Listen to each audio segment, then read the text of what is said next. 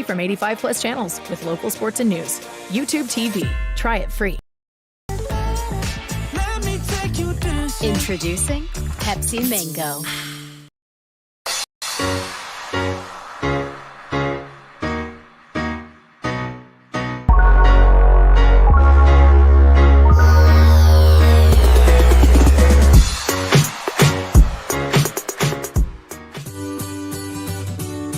Many people refer to Wisconsin as the cheese state or the dairy state, but there is more to the area than dairy production.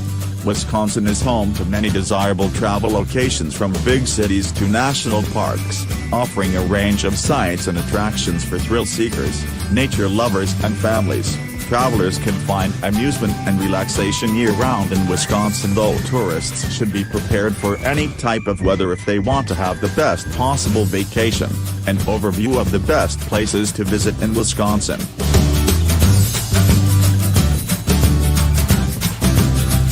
Apostle Islands draws in hikers, water sport enthusiasts and campers. The islands are home to Mayor's Beach, Bayfield Headquarters, the Little Sand Bay Visitor Center and Fishery, and the Northern Great Lakes Visitor Center. Visitors should be aware that the only way to the islands is by water. Many people choose to access the islands by kayak, but there is a ferry can take cars to Madeline Island. Stockton Island is home to one of the greatest concentrations of black bears in North America, though bears may be found on just about any of the Apostle Islands.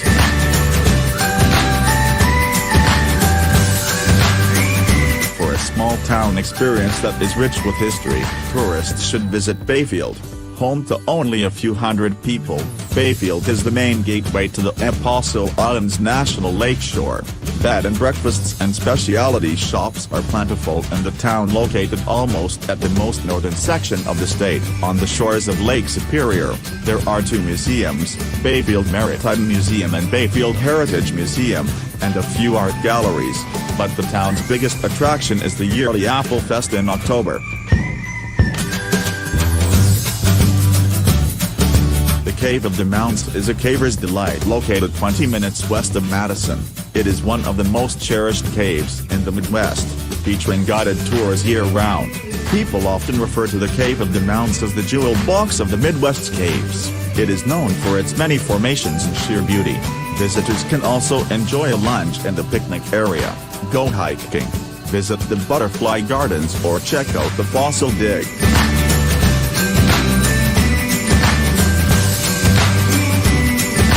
Situated on a narrow peninsula jutting into Lake Michigan, Door County is a great place to visit in Wisconsin for history buffs and outdoor enthusiasts. The county is home to picturesque lighthouses and small 19th century villages in addition to 300 miles of shoreline. Visitors can enjoy outdoor theater, live music and stunning views everywhere they look.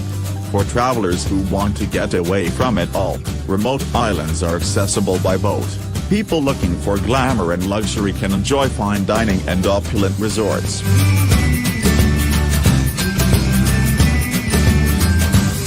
The Geneva Lake Walking Path is a 21-mile mix of concrete, limestone and dirt originally created by Native Americans a century ago. Serious walkers can complete the path in 8 hours, but most people require 10 to 14. Some travelers may prefer the lake's south side because it allows access to Bigfoot Beach State Park, but this side is not as developed as the north side, which is home to many old mansions. Visitors desiring a shorter walk can travel a portion of the path. A 6.5-mile section takes people through downtown Lake Geneva and Williams Bay. Lake Minocqua is a large lake in Oneida County. Tourists can find many vacation rentals around the lake and access the water from parks and public boating landings. The destination is most popular in the winter for snowmobiling and in the summer for water skiing and boating. Fish found in Lake Minocqua include walleye, muskie, panfish, largemouth and smallmouth bass and northern pike.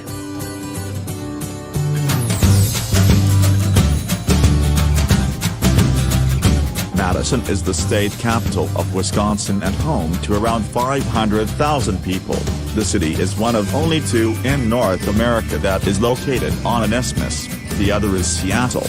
Madison is home to fine dining, theater, and a thriving nightlife, as well as 5 lakes and plenty of bike-friendly areas. Many college students reside in Madison because the city is home.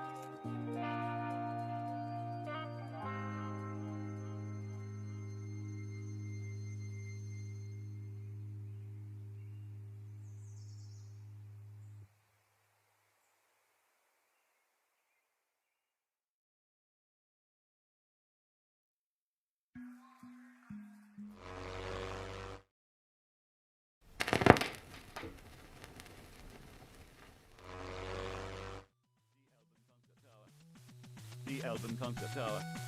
The album concept hour. It's the album concept hour. Side B.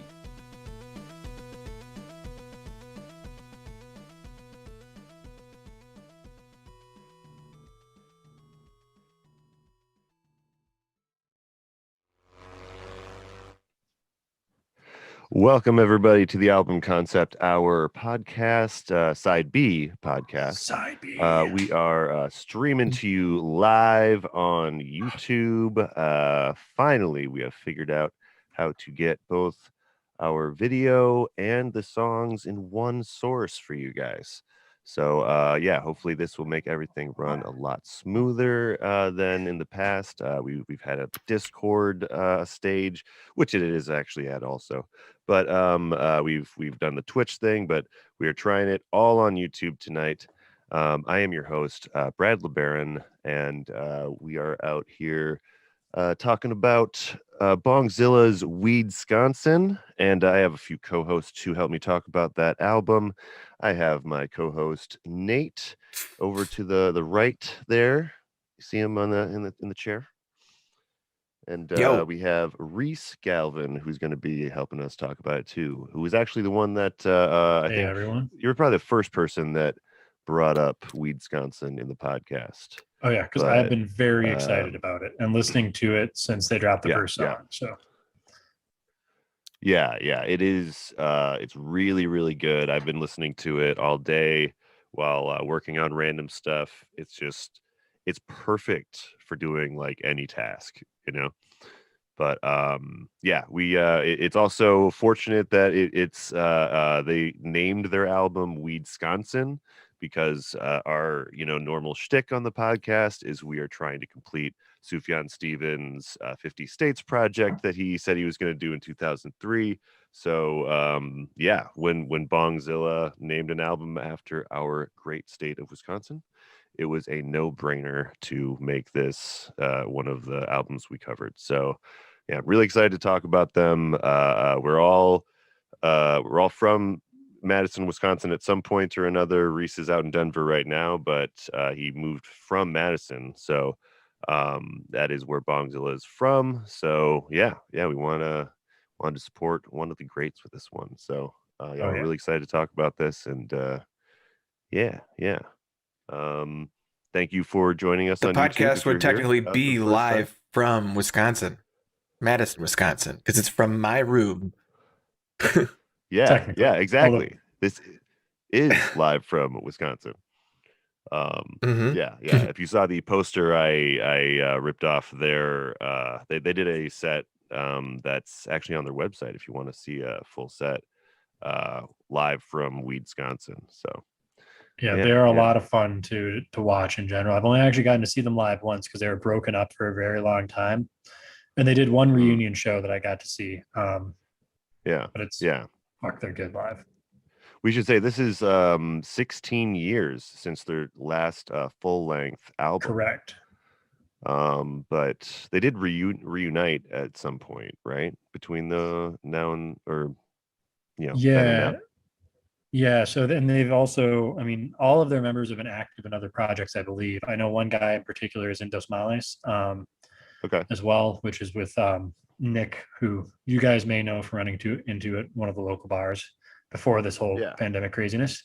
Yeah. Yeah. Yeah. Um, but yeah, they haven't done a full release. Like they've done a couple of singles that they've dropped um, since 2007, but really not a lot. Not a Mhm. lot of material. Yeah. Yeah. Like there's a few like small things here and there, and but there's one other thing that's newer. I don't know if you saw it on Spotify, but there's like this doom metal. Oh, the Doom Sessions comp. The Yeah. doom. Yeah. Yeah. Yeah. Yeah, Yeah. man. That actually was a great comp too. Yeah. And that's also on Bandcamp. So this most recent record was pressed on Heavy Psych Sounds, which I believe is an Italian label, unless I'm crazy, which is always possible. Mhm. Crazy dope heads, it happens. But yes, they're based in Rome, Italy, Heavy Psych Sounds, and they do a lot of like acid rock type stuff as well, and Okay. just general like psychedelic rock, Yeah. um, Yeah. as well as like doom metal, all sorts of good shit. And it's a pretty cool pressing overall. Yeah. Yeah. Really, really excited to get it. And like, I'm also wearing the sweatshirt, but you can't see the back of it right now. So, Well, they were um, originally on what? Was it Relapse? let's see who was first. So, I know they've worked with Relapse, Ritual, and Barbarian. It says here. yeah, yeah, So, yeah. Is Relapse Records still around? yeah. It is Okay. Okay. still a major doing label. Yeah, Relapse Still is a still major pretty big. label. Okay. But yeah. Do you know why they decided to go with this label in particular? I don't know. I haven't really heard. And I should have dug around a little more. It has been a busy week with me moving. No, that's That's all why right. That's my all right. bobbing computer is sitting on a cardboard box right now. Yeah. Plus, this one but- just came out, so it's not like there's a big story yet about the album. Yeah, and I mean, it's getting really popular with doom bands in particular to use foreign and small labels, I think, because they can hit these small markets that really love the music. And I know I seem to recall Bongzilla did some international touring, although I don't know. Like, I think they're not, definitely not just an American band. Like, they're Yeah. for stoner doom, they are like the stoner doom band. Like, and Yeah. even more so than like Electric Wizard, because Electric Wizard is the cult, like, drugs, murder, Satan, everything. And like Bongzilla is like, yeah, we got, big 666 on every album, but like they're writing and they're very proud of that, which there's also some fucking amazing doom bands out there that are like, we don't talk about weed, we're not stoners, blah, blah, blah. And it's, they try to distance themselves from that. Yeah. It's like, it's fine if you don't smoke weed, but like you're gonna have fans with that kind of music that smoke weed. Yeah. So yeah. It's I think that's one of those things that, it's just your personal decision to I think it makes music more fun, you know. So yeah. But yeah, so you've only seen them once live, Reese? Yeah, I mean, because I moved up to Madison and really started getting into, because I'd listened to metal for a long time, but I didn't really get into doom and stuff like that until I moved up to Madison. Okay. Around 2009-ish, like I really started to dig into that side of metal, and they'd already broken up by then. Yeah. And I think I missed them I think they did a Harvest Fest reunion show one year at the Great Midwest Marijuana Harvest Fest. Any listeners, that is a thing. It's every year. It's awesome. Are you talking about the one in Madison? Yeah. It's the one day in Wisconsin, in just Madison, like on the square, you are allowed to spark up a joint or whatever, what have you, and the police will do nothing about it. On the Capitol steps, no less. I mean, to be fair, how many times have they done nothing about it? I don't know. I'm pretty sure I was there at that show too, Reese. Unless it was Weed Eater that I saw. Noon? At High Noon. Yeah, I remember being at the High Noon, and I saw Bongzilla or Weed Eater. I can't remember which. Probably both at some point. And they both like were pass joints. They would light up joints on stage and then start passing them out to the audience. Yeah. I'm trying to remember who they played with too. I've been thinking of this like, it was not Oryx. Fuck. Tubal Cain. Tubal Cain opened for them, which is another awesome local Madison band. Okay. Highly recommend Okay. them. They're a little more like kind of primitive heavy metal mixed with some like black metal influence, but like not too heavily. They're really jammy and fun. I was It's gonna just such a say, great show. like getting into an album like this with Bongzilla, you know, being a Madison doom, you know, metal band that, you know, has, you know, probably influenced a lot of the bands in our area. Like, um, how, like, to you guys, what is their like relevance to like the local music scene? Like, you know, I know it's been 16 years since their last full album, but like, you know, you guys being like metalheads and a little more connected to the community than me, like, you know, is this something that like a lot of local bands are, you know, get stoked about, or have they kind of risen above the local realm? Nate, any thoughts on that? I think they just kind of have found a way to fit into the niche culture of weed culture across the United States and stoner Mhm. metal culture in particular. Yeah. And so I don't think it really has any. I think it transcends Madison. Yeah. And like I know a lot of Madison stoners who don't necessarily like metal, Yeah. believe it or not. Yeah. And Yeah. Yeah. so there's sort of like Although that whole crowd itself too. So Some it people is don't the find it original head relaxing. shop music. Like, It's mhm. original what? traditionally head shops, like going back to when it was no longer illegal to publicly sell Yeah. glass and stuff, would always play metal. And it was like it goes way Mhm. back, and I Yeah. like almost predating reggae, as like the stoner subculture thing. But I shouldn't say Yeah. predating, but like like Black Well, Sabbath was a big probably deal in in, that you know, thing. Like similar time frame, honestly. But yeah, yeah. It's something that not everyone finds relaxing yeah, necessarily, you know. You know, once you do find it relaxing, it's like kind of almost meditative, which sounds crazy to people that don't understand metal music at all. I mean I've taken Um, death metal naps on a few times. That's definitely a yeah, thing. I mean, I had this stuff going on in the background while I was working on some random stuff, and I'm like, hey, this is like the perfect like get stuff done music, you know? Yeah. Yeah. And so they categorize, depending, like looking at Metal Archives right now, like sludge doom stoner. So their overall, like, yeah, their lyrical themes are strictly about weed, which feels like stoner, but the way they play has a lot of that New Orleans sludge feel to it. Like Okay. a bit of I Hate God, a bit of like actually Weed Eater being a big one. They're Yeah. heavier. And then just your average doom band, like a pentagram style thing. Um, I Yeah. don't know. Yeah. It's interesting and it's driving. You sometimes hear like anything southern, the word groove gets thrown toward it sometimes, which I still don't like as a term because Yeah. I think Yeah. it's just Yeah. non-descriptive. You famously do not like the groove No, I enjoy the description. music. I just don't think it's a good term to Yeah. determine what it sounds like. Really, it's like, oh, it's groovy. It's like, but is it Mhm. heavy? Is it light? Is it like kind of? Is it poppy? Is it really deep? And yeah, Yeah. um, Yeah. Well, I was gonna say, what do you guys think about uh why do you guys think that Madison in particular has this kind of pocket of this kind of metal that continues to like thrive and be alive, you know, all the time? Because like I was in Beloit, you know, just an hour south, and you know, I, you know, hung out in Janesville and in Milwaukee plenty of times, but you know, Madison I had not hung out with much before I moved up here. And that was one of the things that shocked me about, you know, being from Wisconsin, is like, wow, I didn't know that there was this scene, you know. you know, So it is broader, but like I mean, I think Madison is the city you move to in Wisconsin if you're from a small town and you want to get to a bigger city. And so it's mhm, natural that all the music scenes thrive there. And like yeah, in general, like Milwaukee has a thriving, awesome metal scene too. And then there's all these small town bands that tour around and they're based in, Appleton, they're based in, which is actually, I guess, pretty big. Um, Based in yeah, whatever little shit, eye blink town, but hmm, that's just where they live and they play the yeah, big stages in Milwaukee, Madison, they go down to yeah, Chicago like sometimes. Slipknot. Right. Oh, totally. Because they're such a small town band. Yeah, yeah, yeah. You know, the small Iowa town, you know, they just wanted to go out and express to people how weird they were in their little corner of the US. Yeah. But Yeah.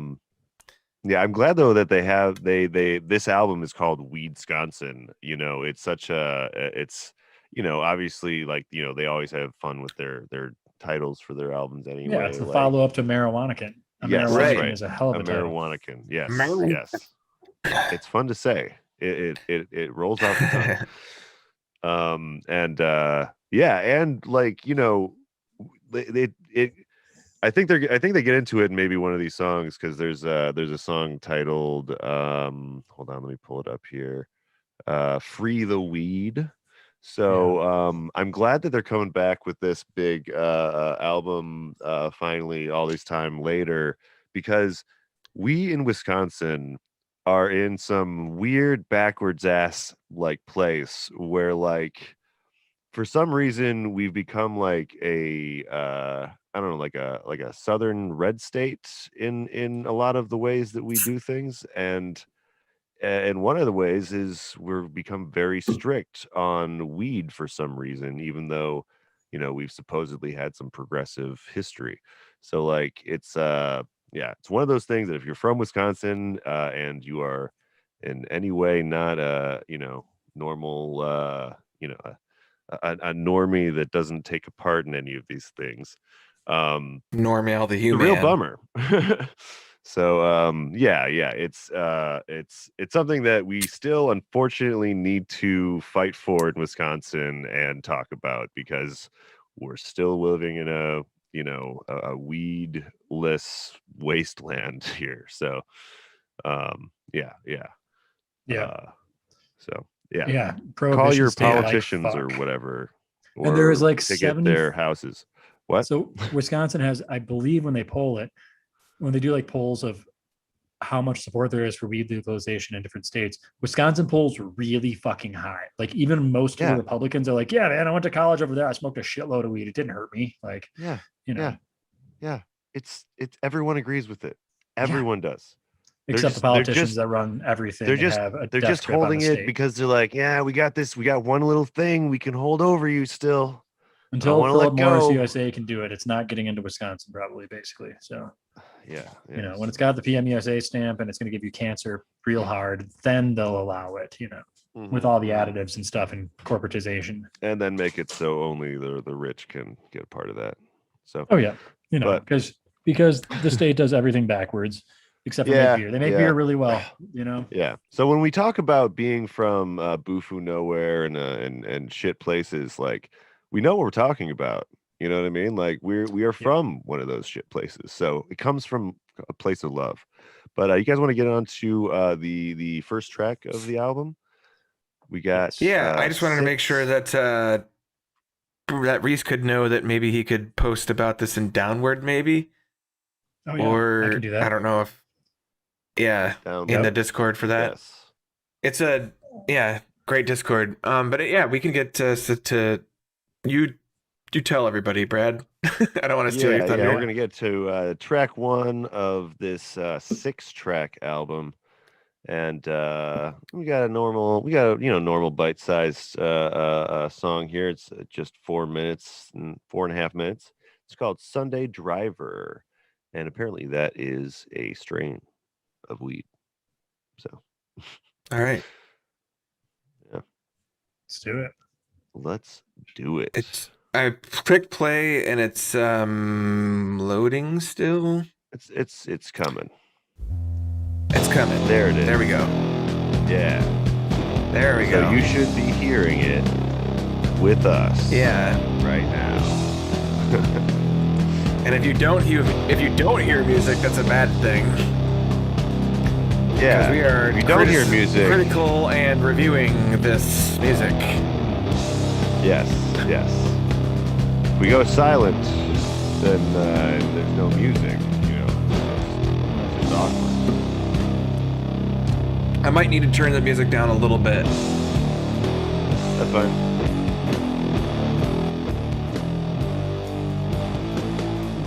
I'm just gonna turn that it good? up in the Discord.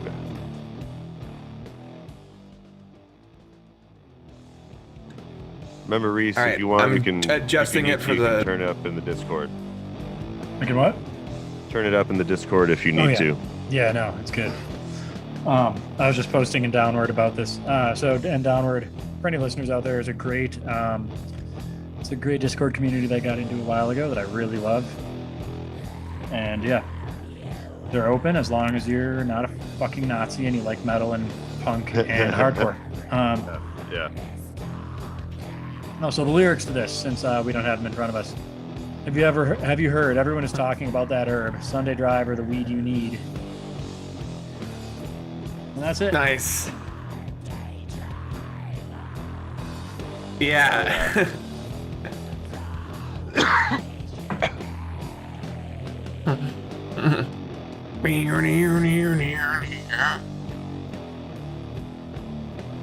I haven't actually heard you know it what? yet because I didn't listen to it. I've had this strain. I've had this strain of green. I thought it was the day Sunday, like going on a Sunday drive. No, Sunday like an ice cream Sunday. Yeah, okay. That didn't Yeah, make sense ice to me cream when I got the Sunday, name. yeah. I was like, So there's, Sunday driver. it's funny Never that there are heard that. strains that are super local. Like, so that's a Wisconsin strain. Fruity Pebbles was a Wisconsin strain that was produced in Milwaukee originally. Oh. There's been a number of them that, like, every grower wants to create their own thing, I think. So you get these things that are why not? incredibly local craft products, which is why weed is so fucking cool. Yeah. Yeah. It can be a really fun hobby, and then you can smoke it. You guys know that meme of the koala that's like looks high as fuck and it just says eucalyptus legalyptus? That's what I think about all the time. I haven't now. seen that, but that is amazing. Wait, what was it he's gotta again? get his food, I think. What It's was like it again? there's a koala bear. It's a koala bear that's Yeah, like what did he say? looks high as fuck. It says eucalyptus legalyptus. Like Oh my legalize eucalyptus, Yeah, but it's That's yeah. fucking great. Some world class word play. Yeah.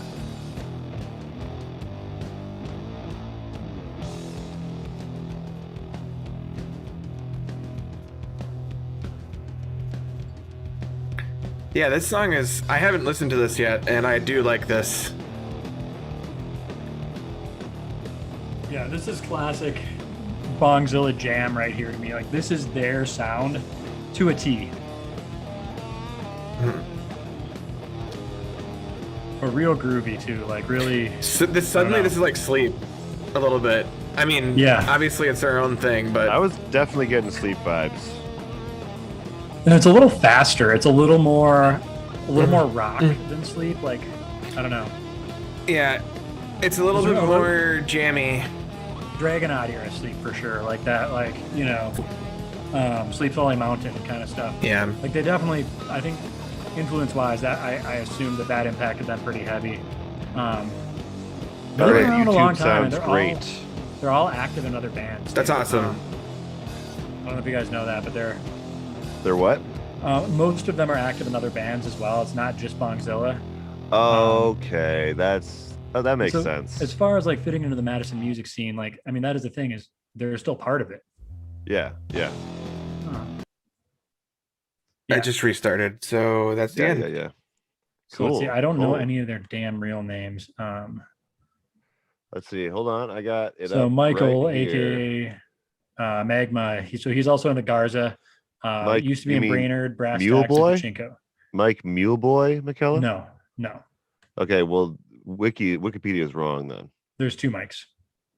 Oh yeah, there's Dirty Mike Magma Harry. Yes, Magma. then So he Jeff's- goes by Magma, and then what else? Bongzilla and Dos Males. I like how his name is Dirty Mike. Hold on, there's some more names quotations here. Magma.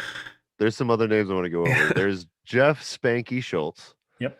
And then past members, we have Dave Dixie Collins, Cooter Black Bong Brown, Nate Weed Dragon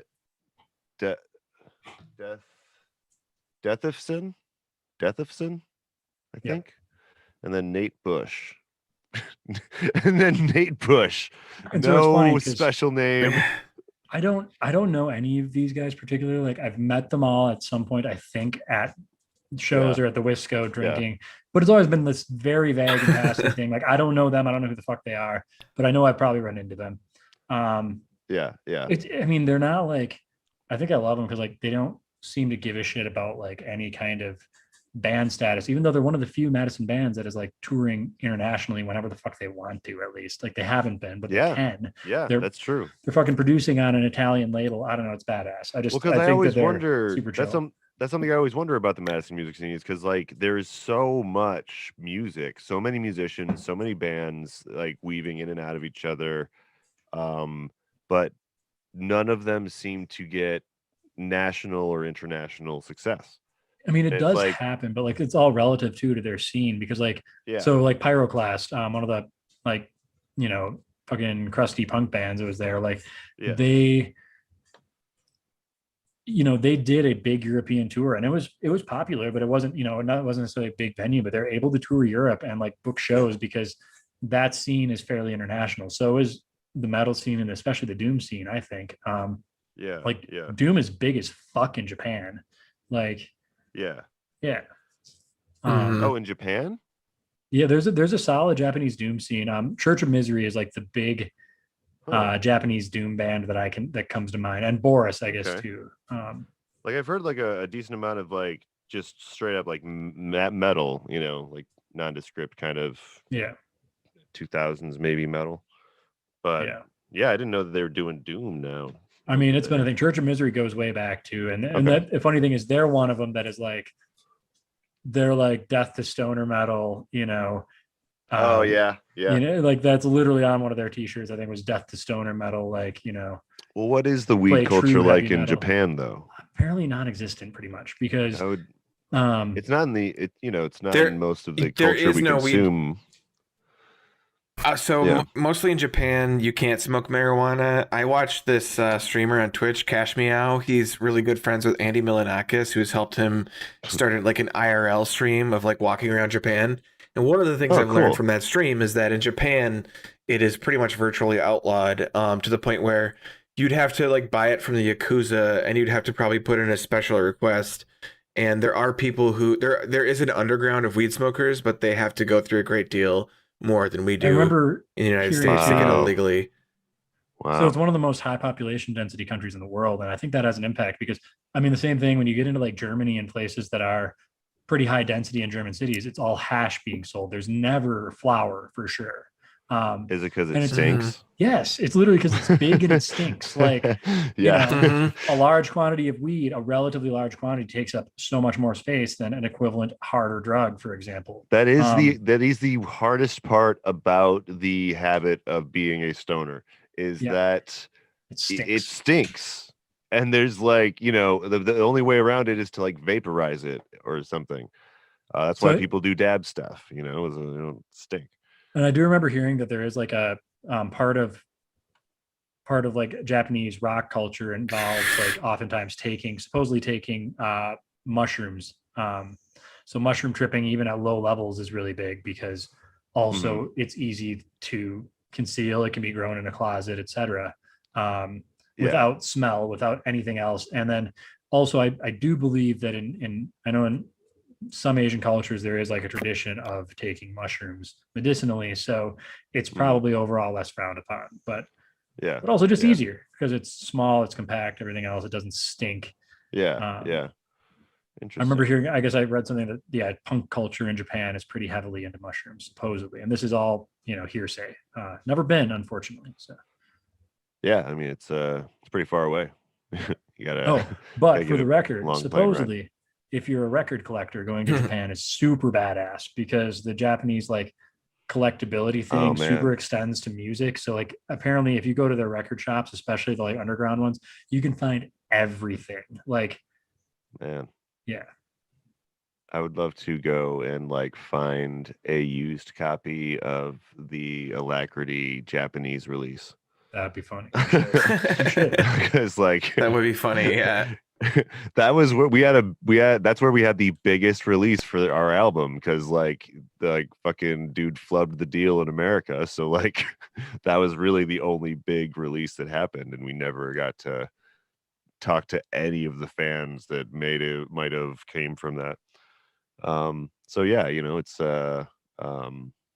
yeah, hopefully, like I do love that music is becoming more international though, like the fact that it's becoming so accessible, and so you get it so quickly, as opposed to like it used to kind of be like you had to send, they had to send physical records over to other countries, and then little pockets of music scenes would start from that, but it would take a while. But like now it's just like, hey, this thing just came out of South Korea or Japan, check it out, you know. Yeah. But yeah. You guys want to get into another track though? I was Yeah, thinking, let's do it. yeah, we got 6 tracks here, and we have a few backup tracks too from the other Wisconsin album that we were talking about a few episodes back. We haven't forgot about Static X Wisconsin Death Trip. We will visit something from it. All right, we just haven't decided. Yeah. Yeah. But yeah, for now we have another track from Weedsconsin from Bongzilla, and it is Free the Weed. So Yeah. this is, I don't have the lyrics in front of me, but I can guess what this is about. Well, I will read you guys the lyrics while this is playing, because they're not really. You don't have to listed do online. it necessarily while it's playing if you don't want to. We can just ask you afterward too. Yeah, ask me afterward. I feel while it's like playing, then I'm gonna eat my crab rangoon. we could also at some point, if we wanted to, at some point we could also do like our Wario versions, or like our like some of the albums that we liked, and doing like the. What's up, Brad? Oh, nothing. It's just I just realized that my volume on my computer was way down. Oh no! So have you not recorded yourself at all? No, I've been recording myself. It's just the volume going to here was way down. So like the music, even when I put it at 200%, was still a little quiet, and I was like, whatever, it's good enough. Yeah. And I pressed the button. I'm like, oh, now everything's loud. Yeah. In a good way. Right.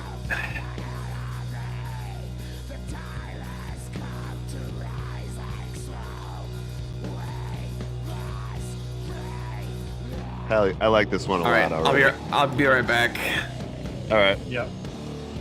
And this is where they're so doomy or so sludgy to me. Like that feels a bit like some slow, like Thou or I Hate God a bit. Like it's really like it's got that edge of anger to it. I don't know. Yeah. They're fucking pissed.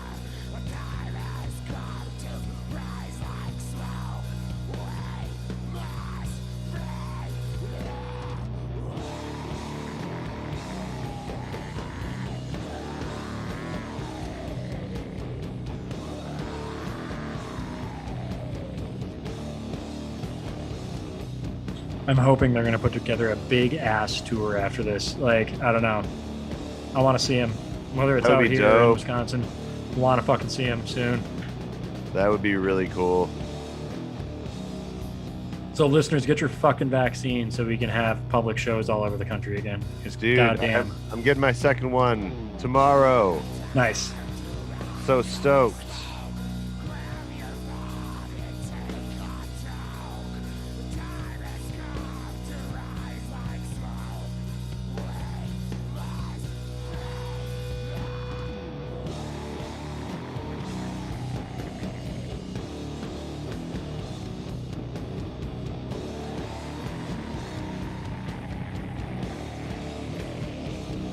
Did you just get a crazy leg there, or was that just me? It's because I'm posting something on Facebook, probably. Legit. I was just curious. Sorry. Yeah. I always worry. Yeah, I wanted to. I posted a screenshot. Is too slow.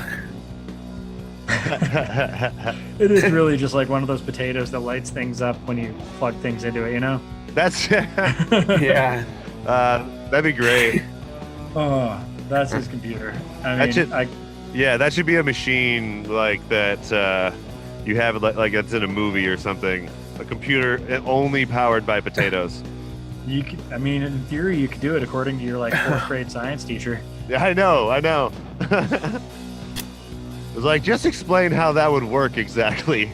4th grade science teacher. 1 million potatoes rotting, and it's just going to produce a little bit of electricity. I'm not really making fun of you. My last computer was 10 years old, and my desktop is like 6 years old. Yeah, totally. Well, fuck it. I live in Colorado, internet, so don't ban me. I just Yeah. got the amazing thing about living in a legal state, 25% off Oh, look at that. for some nice 10-to-1 gummies. Legal marijuana. And this is mostly CBD because I can't eat weed. I can smoke it most of the day, but I cannot ever eat it, or I just want to. It's bad. Oh, really? That changed at some point. Yeah, when I was like, Interesting. I mean, there had been some brownie batches that were pretty destructive, and then at a certain point after that, Yeah, it was yeah. like, okay, I'm just freaked out now. Yeah. Somehow I couldn't get over it. I couldn't like push through. It was just always like, no, this is uncomfortable, so don't eat the weed, man. Well, you did also throw those coffee grounds in your brownies Yeah, too. that too. Not coffee grounds, instant coffee. Instant coffee, if you sorry, make wheat sorry. brownies, makes them taste better and gives you a little zing. So Clutch. good. So good. Highly Clutch. recommended if you are making stuff in a legal state at home. Yeah. Not me, of course. I couldn't do something like And we're that. definitely not instructing anybody on how to do anything illegal. So yeah, this is fucking great. And then oh yeah. So I have literally, because I've been moving since this shipped, I have not listened to the album yet. I feel disgusting about that, but like I just was like, I don't have time and my stereo's not set up yet. It's like in pieces right now on the other side of my living room over there. But heavy psych sounds, nice logo on there. Bongzilla and Weedsconsin right there. Nice. And I'm doing this before I open my Crab Rangoon that's sitting next to me and get all greasy. So, and it's a Rasta tie-dye album. This was one of the, I think this was one of like a couple hundred released. Maybe I'm wrong. Because the standard Damn. was green waxed, but this was like a limited one. Because I wanted it. Because fuck it. That's why.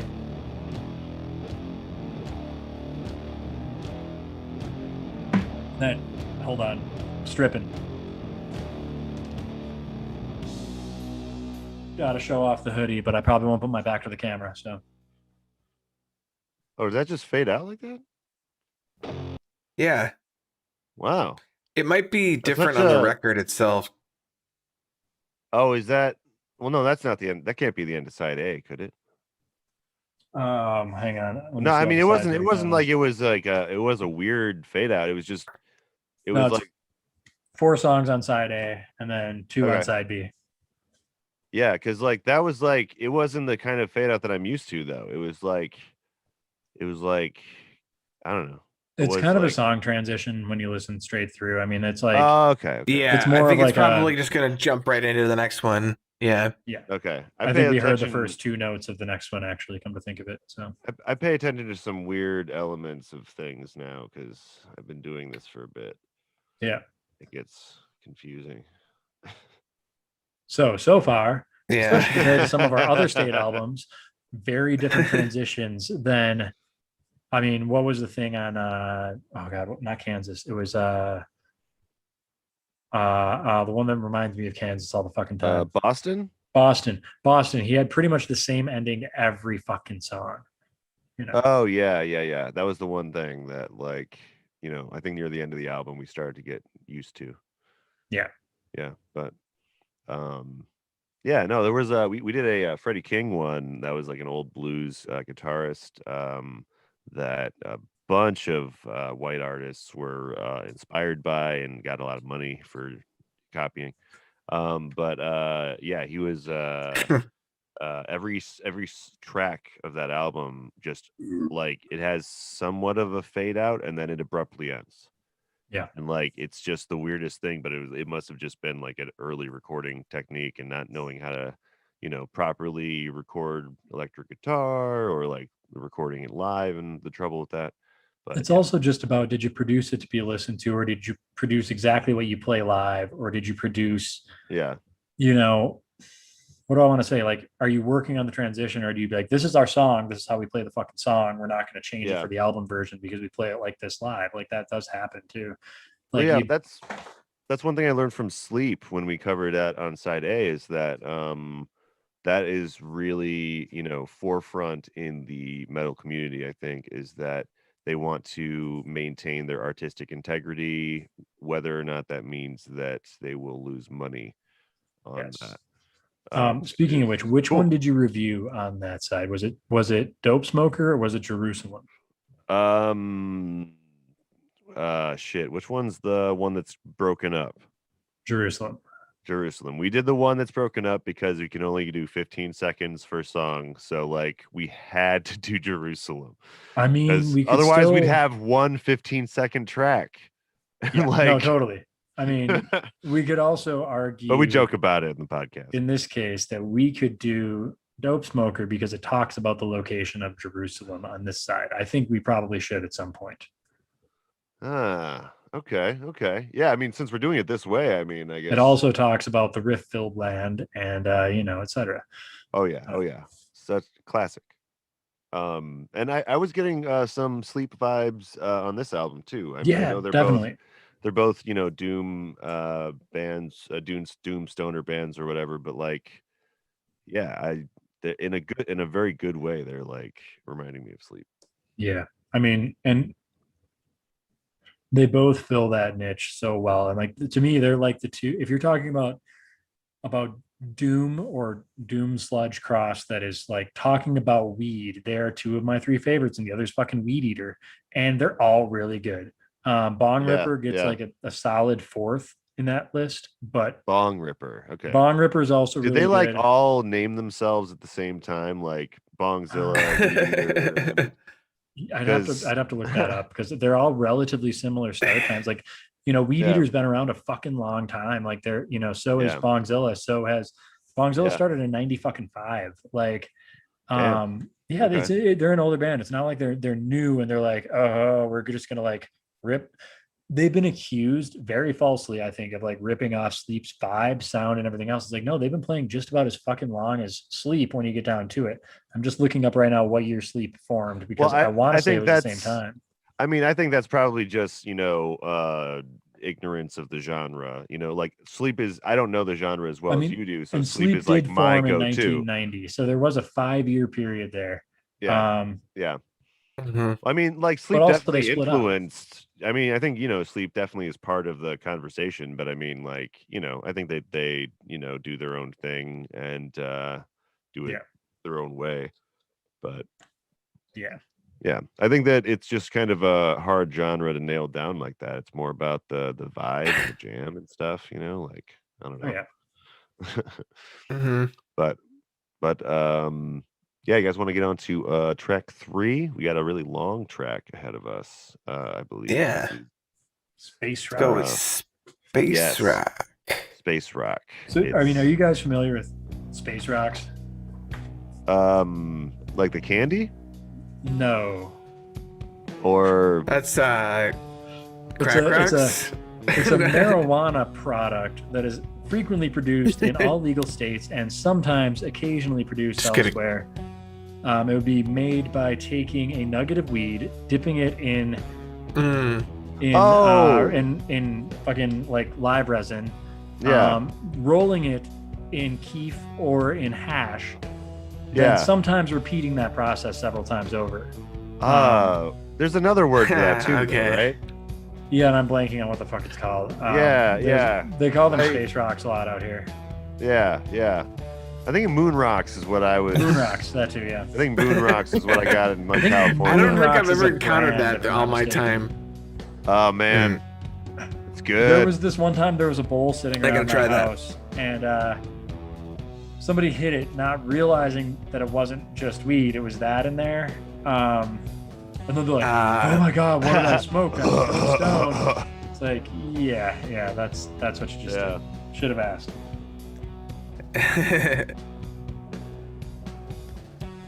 Yeah, that's exactly what this is about. So the lyrics are: first you take the wax, then add the flour, now the keef, and roll the space rock.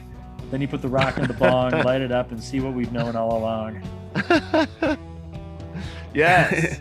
Yeah. What were the lyrics for the second one? I forgot to ask. Yeah, no, I figured you might, but it's okay. So, we must vote to smoke, you see. Free my girl from the enemy. The time has come to rise like smoke. We must free the weed. I have seen the vision clear. Free my woman from the fear. Time has come to rise like smoke. We must free the weed. Time has come to rise like smoke. Grab your bong and take a toke. Time has come to rise like smoke. We must free the weed. Hell yeah. And I don't That's know. beautiful. The extent to which, so I do believe that Bongzilla played a couple of Harvest Fest sets over the years, and I actually only caught. I think I may have very highly caught a small portion of one of them. Like as I was wandering, I've been like, "Oh fuck, they're done already." Yeah. But that may be a false memory too. I don't know. A planted memory. I remember seeing Like, some band, but I didn't something know. from I don't know. Your Bill Gates Bluetooth. The thing is, when you're at a stoner festival and you say, "Dude, what band just played?" as you're missing it, people are usually not. They're not like, "Oh, it was Bongzilla." They're like, "What? What? Yeah." So. Well, I'm gonna grab another beer. I'll be right back. Yeah. We should see if we can get Dustin to write us a program to like, if Brad wants to do like the ticker of facts. Although we don't really need a facts ticker if we just know about it ahead of time a little bit. Well, that involves research. Yeah, it involves research and time. I But think if we I was gonna find say a that we good, need like. I think we Go find ahead, a good Brad. website that we can reliably go to every time. Then it might be viable. Like Jake has like a specific website that he uses for his facts for his radio show. I was thinking Yeah. of a few sources out of Jake. Yeah.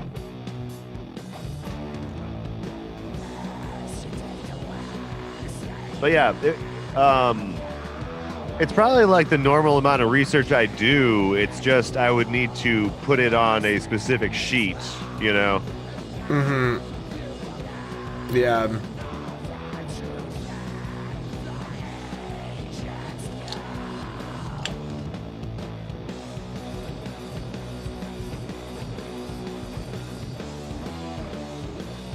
Because yeah, for Side A, I have a whole bunch of like half stories and like, you know, like little notes for like the band's history and stuff. Anyway, so it allowed me to like put that somewhere so that even if I don't say it during the episode, the information still gets out.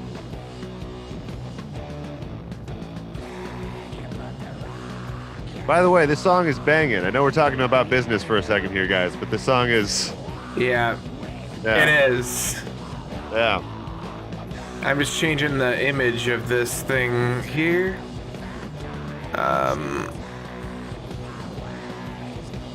To Wisconsin.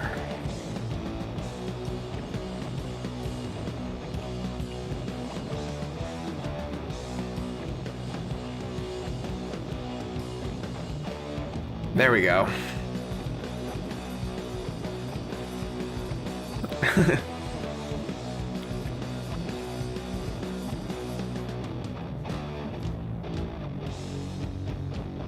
Put it over here.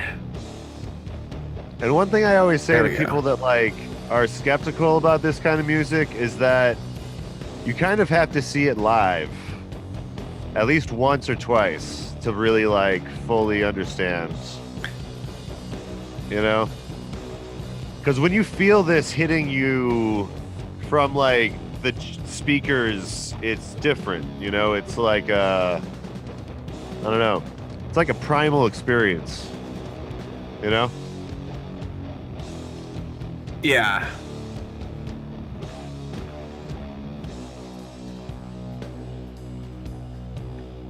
It's also why Doom is so good on a loud stereo on vinyl. Especially when you're just like Yeah.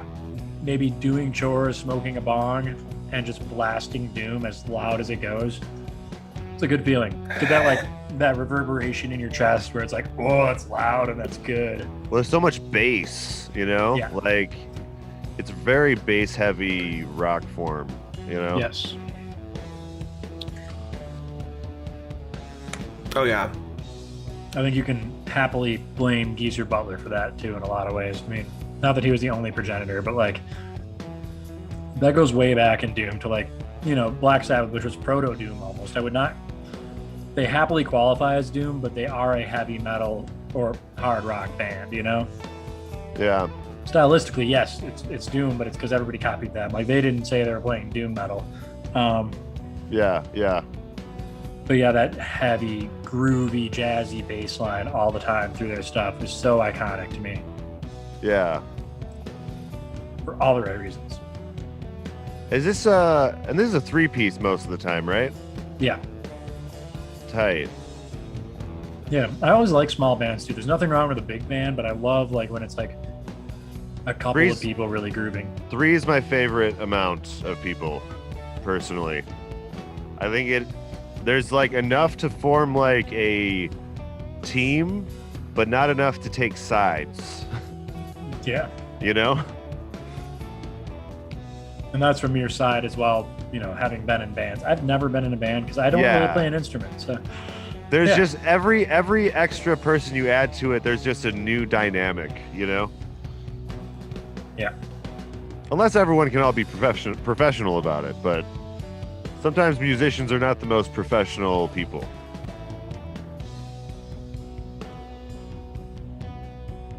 What's that like Fleetwood Mac like meme that goes around like they took a bunch of people who hated each other and just said we're gonna lock you up together and feed you nothing but guitars and cocaine and like That's in a nutshell, that is that album. Yeah. Most awkward fucking studio ever. Oh, I bet. So this is like such a nice jam here that we're listening to now, by the way. Like this is also it's classic doomy metal, but it's also classic Bongzilla. Just like let's really just dig into this groove for a while. I'm actually gonna turn my headphones up a little bit louder. And I don't think it like gets old really, because like they do new things with it enough each stanza to kind of keep you interested, Yeah, that's the thing I love about. I mean, to me, a lot of guitar-based music can do that if it's done right. Like a lot of rock-based stuff. I really like Al Cisneros from Sleep's other project, and he had a whole album called Repetitions on a Theme, or Variations on a Theme. I'm an idiot. Variations on a Theme. Yeah, variations on a theme. But it's all the same thing being reconstructed, redone, replayed. Yeah, and it's great. Oh, guys, if Neil Young would have done, something I have another like album we can do. That's a concept album, and it's about a place. The Voice of Saturn. Oh, yes, by Zoroaster. That's the one that I talked about before. Oh, okay. Yeah, I've talked about it before. It's so fucking we should listen. good. It's a very similar kind of sludgy thing. Yeah. Maybe that's what we should do after we're done with the States. Go to space before we come back down to Earth. Oh, we could do a lot of space albums. There's a whole Voivod section. Oh, we could, yet, by the way. Okay. All right. And then we could do a season of that and then come back to Earth at some point and then do other places than the U.S. Yeah. Fuck yeah. Yeah. Do we have to do... All right, that was the end of that one. Marijuanica then? You have to do what? A Marijuanican for... A Marijuanican. Part of Earth. You said a Marijuanican. I want to call the whole genre a Marijuana-kana. A Marijuana-kana. A Marijuana-kana. That's a missed opportunity right there. Yeah. Yeah. Yeah. Although they probably didn't want to associate with Americana, but True. I feel like stoners and Americana types don't generally get along. Stoners are kind of I mean, I feel like there's a lot of Offspring fans who would disagree about that, but like, I don't know. Yeah, probably. I don't know. I can't really get a feel for what Offspring fans would represent. Yeah, I don't know. Like they're like tangentially pop punkish, but I'm not sure how serious they are about politics. Yeah, I don't know. I wouldn't want to weigh in on that. I have no fucking idea. All I know is that the soundtrack for Crazy Taxi is one of the greatest video game soundtracks of all time. That is true. Yeah. Yeah. That's all I know about the Offspring. And you gotta keep them separated. But yeah, you're saying this is a nice Space rock. space rock jam. It really yeah, like it.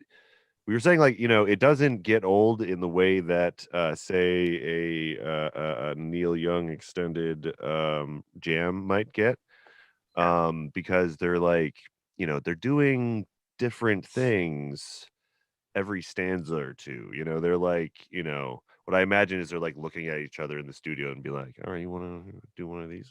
Okay, let's do one of this. And then it's going on as long as they feel like it should. Yeah. Yeah. And I also love, apart from the fact that it's instructing you how to make space rocks or moon rocks, Yeah. which is important. Uh-huh. They're also, I would think, maybe riffing on the idea of space rock being identified as a subgenre, that is very indefinite. Uh-huh. I've heard Zombie, for example, get called space rock. Zebulon Pike is one of my favorite bands that I would comfortably just categorize as space rock. It's because it's different than the jammy heaviness of stoner metal like this or doom. But isn't space rock then just doom plus stoner metal? But it doesn't have to be as stoner. Zebulon Pike is writing weird shit about yeah, I mean, I guess Aztec pyramids and taking mushrooms basically, or something to that tune. So yeah, that's a good point. I don't know. Yeah, I mean, I know people were talking about this in psychedelic, the psychedelic subreddit. I noticed, Mhm. people posted about this album. So, some people consider it psychedelic as well. I mean, it is. It is. Yeah. Definitely So, psychedelic. Yeah. So, yeah, it crosses a couple of genres, but, yeah. I think that it's pretty space rocky for sure. But not in a way that Clutch is space rocky, Right. There's different people take different approaches to space, but you're talking about space more as a sound rather than a subject matter. All and both and all, I guess. Yeah. Because this one's talking about weed or whatever. Shit. This one's talking about weed or whatever, but then you have, that Clutch song where he's driving through the solar system on his what was it, top down, Jesus on the dashboard. On the dashboard, definitely Jesus on the dashboard. Let's see, I'm trying to think of the name of the following song. the rings of the comet. Blanking on it. I think you roller skates on the rings of Saturn. Nate, what is the name of that song, Nate? Do you know? Space Grass. It's Space Grass. Yep. Yeah. Space Grass. Yeah. And then they also have Escape from the Prison Planet, which I still think is a Dune reference. Yeah. Man. Yeah. Do you guys want to listen to Space Grass? I mean, we can interrupt to do that if you want. Yep. Sure. Yeah, if you want to. Yeah, I mean, we're talking about. We don't just we try to throw in some extra songs once in a while, especially when it's a shorter album. This is, it's a short metal album. It's 40-some minutes. It would not be the shortest rock album we reviewed overall. No, but as we found out doing a bunch of these, the amount of time that it takes is largely determined upon how many songs there are, not how long they take. Yeah, because we have to bullshit in between every single one. So that's really the kick. So I don't know, I don't know if that makes sense to you, but that's the metric we're dealing with. But. Yeah, I can move it up in the playlist if you want to before the next one. Yeah. Let's listen to Space Grass. I have let's do that. Always wanted to listen to this on something. So. Yeah, and Clutch. Right. So this is funny because So I know so little about Clutch, other than the fact that I like them and I listen to them. And they're Southerners. That's all I know. That's about the extent. Yeah. This is just a preview to our space season. So yes, this is the kind of thing you might run into. So I the really, for a space space season, like I want to throw Vector in, but I don't. Vector had the lead singer was like physically abusive to his girlfriend and stuff, Oh, and like no. they broke up because of it. Like, Yeah. good Damn. on them for saying fuck all this, and like we're not going to be a band now. But like, Yeah. I also don't know how to approach playing their stuff. I kind of would almost Yeah. have to dig on who is making the money for them right now, because that's kind yeah, of a line yeah. crossed there. And it depends on who is taking that paycheck home. If That's a they good all have call. royalty rights, that might be okay for me. That's a good call, dude. Dodge Swinger, though, is what it was. 1973. Yeah. Yeah. This is space rock. Yeah, and this is like, it's also Yeah, it is. groove is what it gets thrown in as. Sometimes. Yeah. What was that? It gets thrown in as groove. Oh, well, I mean, of all the ones that you've said are groove, this one I can maybe see. I mean, they say Mastodon Yeah. is groove metal. That was where this came up, and this whole thing that I don't agree with. Like, I feel like this is more groove metal than Mastodon. You know what I mean? Like, this is a groove, you know?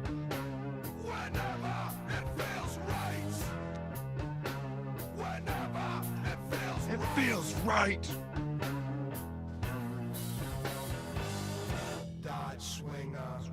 Swinger, 1973. Pipe down, chassis, lovely. I thought he was going to say low, like a low rider.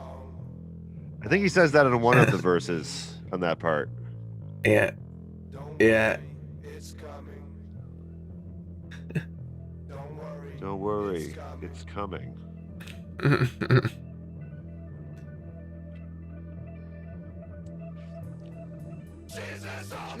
Jesus, that dang sport! It feels right. I just imagine it's a bobblehead Jesus too, because that makes it seem better. Yeah, yeah. Yeah. Maybe a Buddy Christ. Could be a Buddy Christ. You know, I kind of want there to be a music video for this, but not at the same time. Is there one? I'd never looked, I'll be honest. I've never looked. Well, it's never come up in a YouTube search when I search Clutch, Right. but it's so visual, this song, you know? It makes me think of like some of the, I don't know, like that music video should be illustrated by the guys who did heavy metal. And like, Yeah. it was just some excessive, That's the only- hypersexualized, yes. stoned space stuff, you know? You gotta Maybe I should make one. You could. You got to remember to put the top up on your space convertible when you leave the atmosphere. You're gonna Yeah. die, and you might forget, and like rip it a couple times, and then who knows?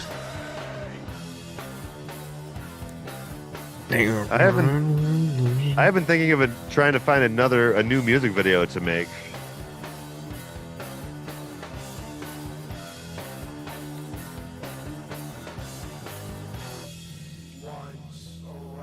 Round the sun. Jupiter Cyclops winks at me. Yeah, he knows who's driving. Hitting neutral in the tail of a comet. Text pull my weight. Push the seat back a little lower. Watch light bend in the blower. Planets align. A line. A king Is born. Dodge Swinger.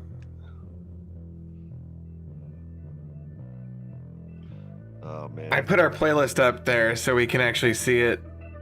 Or the nice. people can see it. I figured that would be a good idea. Oh, cool. And to show that I'm getting it from my Rally Evil Gaming account so that it's like, yeah, that's what I'm doing. You know, I'm Hold on. paying for it.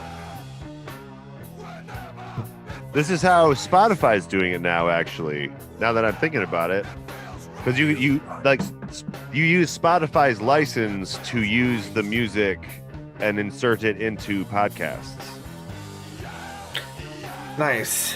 Yeah? Yeah. Yeah. Yeah. The only thing is you have to put in the song uninterrupted on the Spotify. Oh wow, yeah, that's actually how it should be though. Like it's radio, but with a little bit of commentary fine. for your podcast. Yeah, it's Yeah. fine, but I want to talk over it too. Mhm.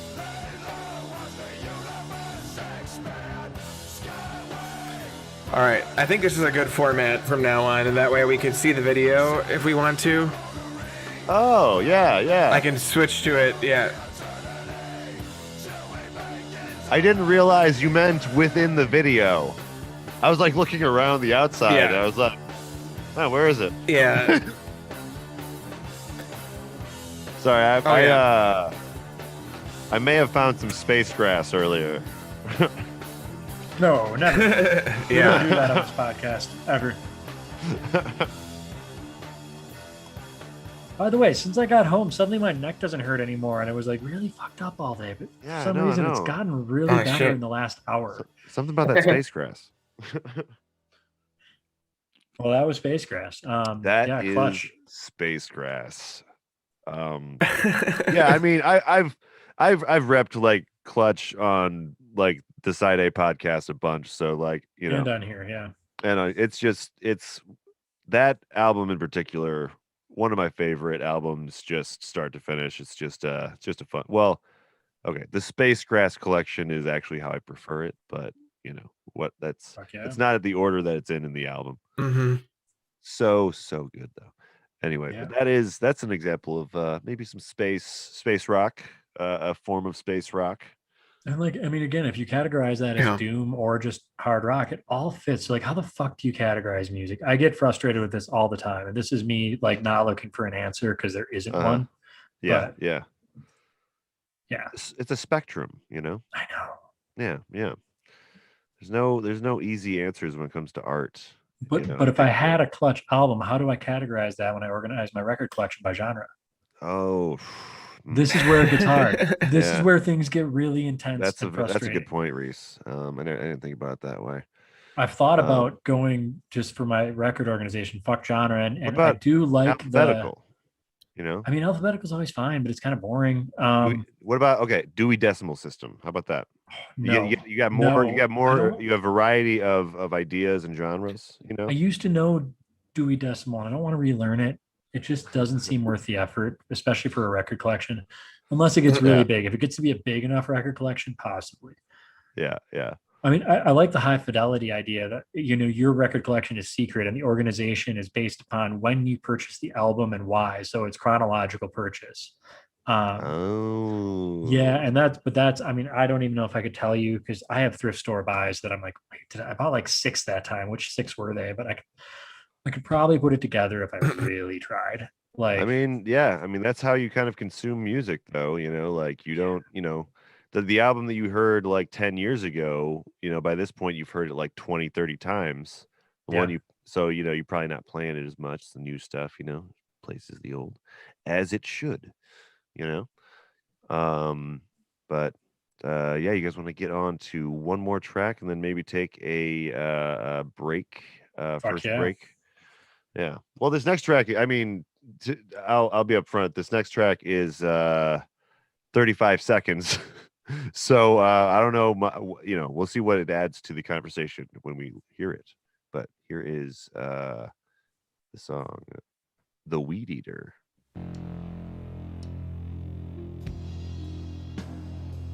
I think it's just a bridge piece. I remember I listened Yeah. to this without looking at what was Yeah. playing at the time, like song by song. So yeah, hmm I think it's just transition into the side B, which is your earth bong, smoked mag bags, and That's donuts. this is side B. Yeah. All right. Okay. So yeah, so that's right. why that ended up. I mean, Is there some like what is that? Not bells, but chimes? Yeah, there was like some wood chimes sounded like in there. Yeah. Like, yeah. I don't think there was a gurgling bong in that, and that is a sound effect they've used repeatedly in their albums before. So I always Huh. kind of expected in a spot like that, but I didn't get it there. Okay. Yeah, you're right. You're right. Yeah, yeah. Is You know what? Don't spoil it for me. I haven't heard the. I've only heard the live version of it right now. Oh, okay. Yeah, like they did a live performance of it apparently, and it's what's on their website. So yeah, when I was doing my research earlier and I was like designing the ad for today, like I just listened to some them performing live. It's Yeah. good. Yeah, yeah. I mean they perform as you know just as good as the recording. Like it was just I'd even say better. I don't know. I like anything live usually. And like I think they're really yeah, like visceral. I mean, yeah, and most doom and most metal is that way. Like it's always good recorded, but it's gonna be fucking way better live when you can actually feel it, hear yeah, it, like hear the changes in tempo that a live band makes that you don't yeah, get on an album that's more static and produced. yeah, Um, yeah. For me, it's all about how well the live performance is recorded. You know what I yeah. mean? Like if the live performance is recorded poorly, then I want nothing to do with it. And if But it's if not it, added in at all, sometimes it's almost a little much when it's just like we did. Oh, it depends on the band. If it's like, here's a three it's like hour fucking yeah, long thing that we did one time, and it's like, oh, come yeah, on. there's been a few of those throughout the years that have really not stuck the landing. Yeah. Especially bands that were like earlier on in their career that kind of like jumped the gun on that. No, and But I mean, I think that bands are better live in general, not live recordings. Like, but like a yeah, live, seeing the band live is always yeah, and the best experience. they've gotten some like radio shows have gotten pretty okay about displaying that on like a YouTube video or something like what was it there's that one that WEXK or some shit. It's always but Oops. there's a couple that are like really really great live performances that they've been able to capture. But it's because they're in a essentially a sound stage. Right. Yeah. Fuck yeah. But yeah, yeah. But WEXK maybe I forget. It was a college radio station. If you want to watch some really great King Gizzard and the Lizard Wizard performances, you can find them on whatever the hell that I just said. But we I don't have much to add to this track. We like we said, it's a really short track. So I think that we might as well get along to the break and then get back so that Yeah. we can finish up the album and check a few of those Static X ones out. So Yeah, and when we're on break, I will be playing some music from this. I just want to shout them out. They are backing track. They are a copyright-free musicians that have made some metal for people to play during streams, and they actually have some pretty good stuff that is inspired by other bands. You can see their inspiration in some of their songs. I'm going to play Eddie the Cool. Priest as we go to our break. Fuck yeah. All right, see y'all soon.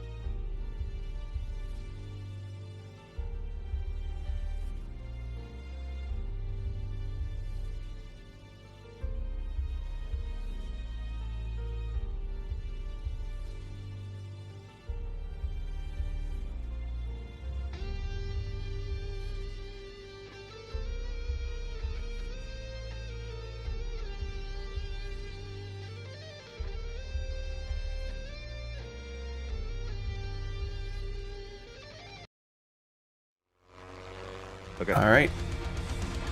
Good to go? Oops. Sorry, I don't know if we're... Yeah, but I have a problem where I gotta exit out of this. Everybody, I apologize.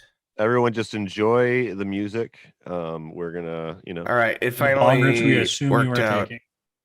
All right. Well, welcome back to the Album Concept Hour Side B. We are on the second half of our episode with talking about Bongzilla's Weedsconsin. And I am your host, Brad LeBaron. I am with Nathan Manny and Reese Galvin, and you can see our names. So I don't have to explain to you what we sound like. But Which is yeah, awesome. we all sound cool and great and fun. And I actually hate the sound of my voice on recording, so I don't believe that at all. no. Our voices are, we actually like you actually have you have a low voice, which I think works for microphones, I think usually. Do you know what's strange though is when I hear my voice, it doesn't sound loud, like low to me at all.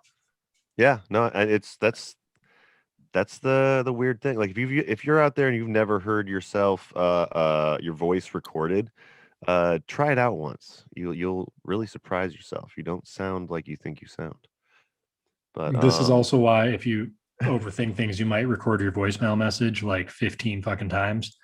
yeah, I don't even think my voicemail's set up. I like just gave up on voicemail. But we got two more tracks of Weedsconsin, and there's some good ones. And then we'll get on to a few Static X tracks for all you X heads, static heads out there. I have don't no know. idea what that group qualifies them as. Don't know Is what you there call like, yourselves, but I mean, you're the heavy Redditor. Like, is there a community for that? for Static X. Static X. Oh, I didn't check the Static X subreddit. Damn it! I figured you'd know. I don't know. Yeah, no, Yeah. Failure in that's- shameless self promotion, Brad. Failure in that. yeah. Static X subreddit. Let's see here. I'm just gonna do a quick DuckDuckGo search because I don't like Google. Static X subreddit. Here we go. There is a subreddit. It looks like. Ooh, is it? How many people are in it? We got 961 members, and 11 of them are online. Okay. Yeah. So I think I believe this is the top post is Wisconsin Death Trap. So still number one for the Static X fans. Wisconsin Death Trip. Yeah. There's a picture of it on the cover. Yeah, Wisconsin Death Trap is all the places that we used to live. So Okay. Yeah. Okay. Different. True that. Is it true that? yeah. Especially if you've driven to Milwaukee from pretty much any direction for the last decade or two, there have been some really half completed highway work. That too. Yeah. But maybe that's why they named the album that. Maybe it was all about like, oh my god, the pothole was so big it almost swallowed us alive. Yeah, they almost like died on the road, like trying to tour Wisconsin. That's better than Between the Buried and Me's excuse for Alaska. Is Static X from Wisconsin? Do you guys know? Hell if I know. All right, yeah. Let's. We're gonna have to. I don't think so. To the internet again for this, but yeah.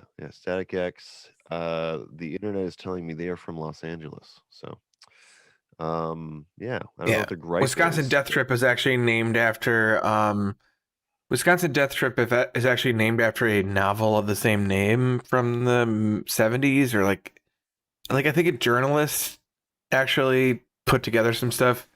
Let's look up I'm curious. Yeah. Wisconsin Death Trip novel. Yeah. It's from Michael Lessie's 1973 book of the same name. Let's see, which apparently is based on a collection of late 19th century photographs by Jackson County, Wisconsin photographer Charles Van Schaik, mostly taken in the city of Black River Falls. So, yeah, emphasizes the harsh aspects of Midwestern rural life under the pressure of crime, disease, mental illness, and urbanization. All right, well, Well, that's that's a gonna lot more interesting. Yeah. yeah. So we're gonna get to that in a few tracks. But first, we're gonna complete this Bongzilla Weedsconsin adventure with the next track, the longest track on the album. So strap in, get your joint Load up. ready, Yeah. load your bowl, load your Bongzilla, eat your weed. Um, this is Earth Bong Smoked Mags Bags. So Mags Bags, what is that? I'm not exactly sure what that means. Mags Bags. It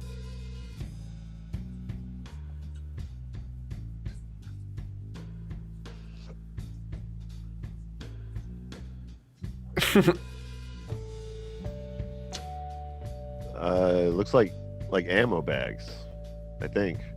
So they said about, and the lyrics are, in the ancient times. Hang on. Just move away. In the times of old, the ancients made their bong from digging holes in the mother soil. Ah. And I also wonder if that's like the whole like Hell's Angels reference thing of like, they supposedly smoked out of the ground because they didn't have to carry a pipe that could get stolen, get confiscated then. Huh.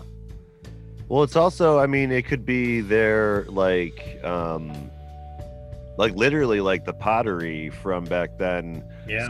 There's some of the pictures on like hieroglyphs at least that seem to show like bongs or like similar, smoking apparatuses that we're used to.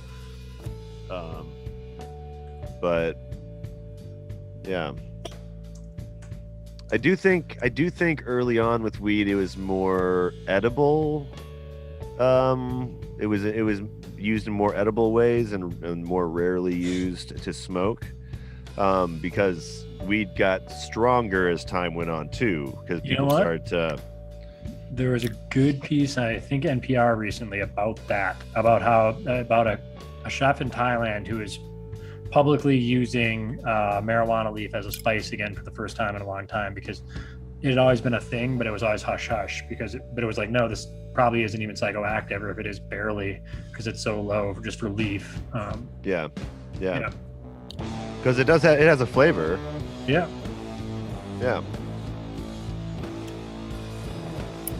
Because I like the flavor of weed before I ever tried it, Yeah. I like the smell of it. Mm-hmm.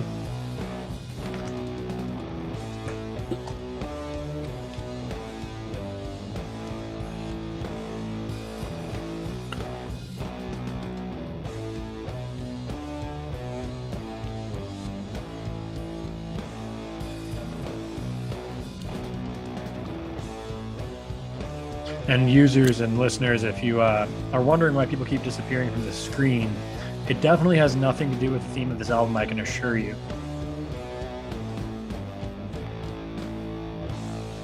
John Pacala says it was always hash hash.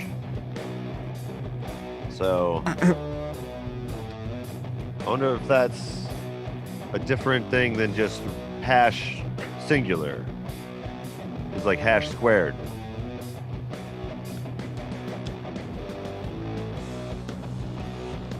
This is such a good jam too. I did not go into this album blind, by the way, there was so. the Hashashins. Hashassins. You know what I'm talking about? Yes. Yeah. Those assassins that love them some hash.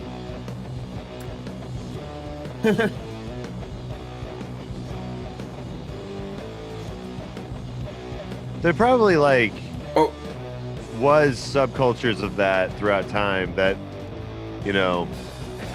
we don't really fully understand.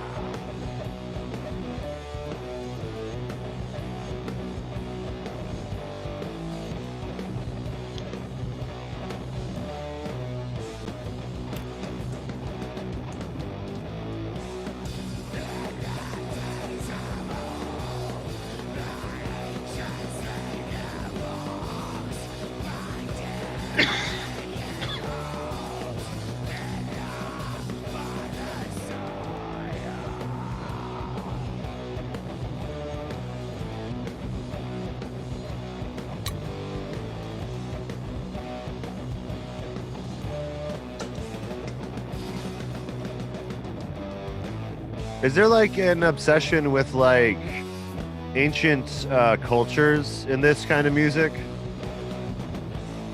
I mean, I would say so generally. Just like, I don't know. I think it's just fun thematic sometimes. Yeah.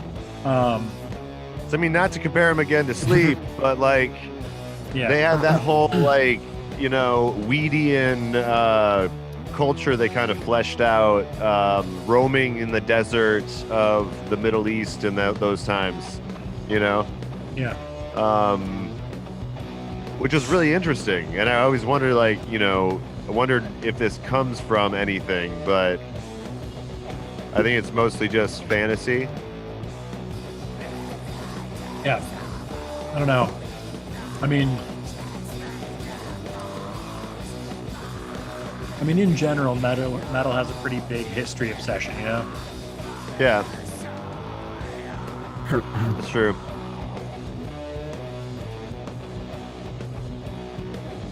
Yeah, I guess it's like some of the most fun scenarios are either in like really distant ancient times or really far in the future, you know?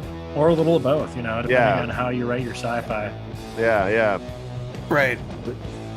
So you can escape the you know, pushing the buttons of the time or whatever, you know? Right. Well, I know in India they have bang. Is it bang or bong? I can't remember how to pronounce it, but I'm not sure. basically What is like that? a reduced. It's like a butter. It's like a butter weed mixture or something like that. Or like Oh, a okay. cream and butter or something. Okay. I'm Yeah, I gonna know look it there up is. actually on the page. Well, there is. I know there's one church of like Hindu that smokes once a year for like spiritual enlightenment type stuff. But it's only one day a year they're allowed to do it. Yeah, I remember. Bang is Hearing an that in edible Thailand- mixture made from the buds, leaves, and flowers of female cannabis marijuana plant. Okay. Also, side note: the drunken noodles are fucking spicy. It turns out. So, not surprised. but holy shit. Good thing you're drinking. Helps with the. Yep. Helps take it down. But wait till after we're done to eat those, because otherwise yeah. I'm gonna be like sweating and. Yeah. I feel like what we're doing right now is like, I don't feel old myself that much. Like, I'm not really that old, but like, people don't really sit down to listen to albums in their entirety a whole lot anymore. Yeah. And that's almost I exclusively want what I to like do to that do. more often in my free time. Yeah. Yeah. I kind of just want a big, huge armchair just facing the stereo. Hell yeah. With Bong a next to it. big old arm. Yeah. Yeah, yeah. What was that? THX? Was that THX that was their logo, I think? Like the guy in the chair? Oh, I don't know. I Like think the it guy was. getting Gotta look now. like blasted by Yeah. sound? Yeah. I don't know. It It might was like have a been. version of these. It wasn't their logo, I shouldn't say that. That was like one of their.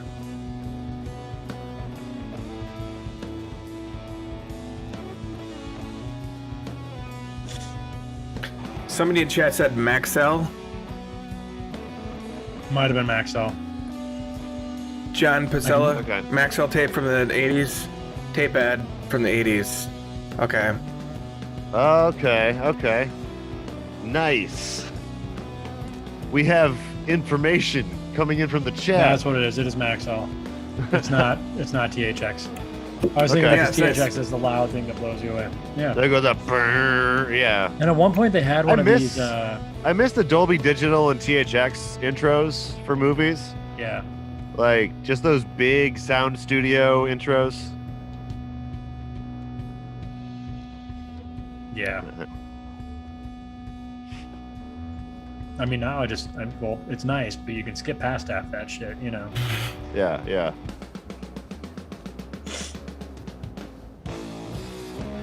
Yeah.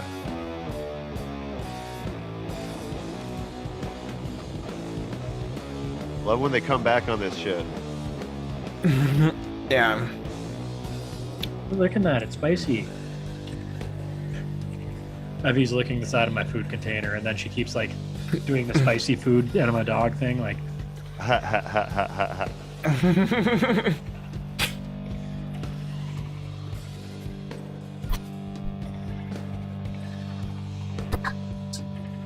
Does she keep on going for it? Oh yeah, I Yeah. mean, both of my dogs will happily eat spicy food. No. Well, I guess they're your dog, so they probably are around it a lot. I've seen Finn eat an entire jalapeno in like one gulp and not really flinch. I bet he paid for that later, though. He did, yes. No, very definitely. Yeah. I got to hold the suppose bag. if you eat most of it whole without like chewing it up, it's like it's just a ticking time bomb. Yeah.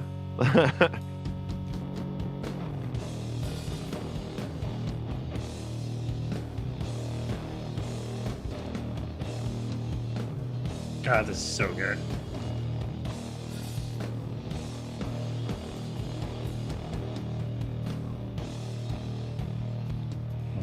This is actually the 5th track, John. We are on the second to last track for Wisconsin, and then we're moving on to some Static X. Yeah. The what was it? Wisconsin Death Trip. We're gonna do a few tracks.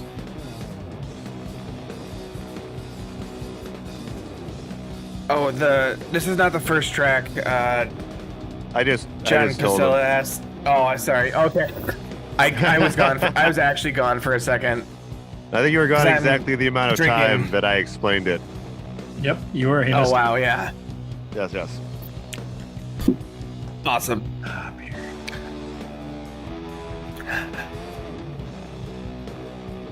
Yeah, so God, it's just such a good jam. yeah, we're doing a bunch of different albums, a bunch of different genres on this podcast, and we do it live every Tuesday on this station, on this Flyover State TV. Flyover State TV. The X. I just like adding the X to the end of pretty much anything, you know? I think it's one of Yeah. the strongest, like, one letter, like. Yeah. I forget, which one was the X? Like, that's not even a station anymore, is it? I don't remember. I'm sorry. Oh, man. This is like a relic of my past, I think.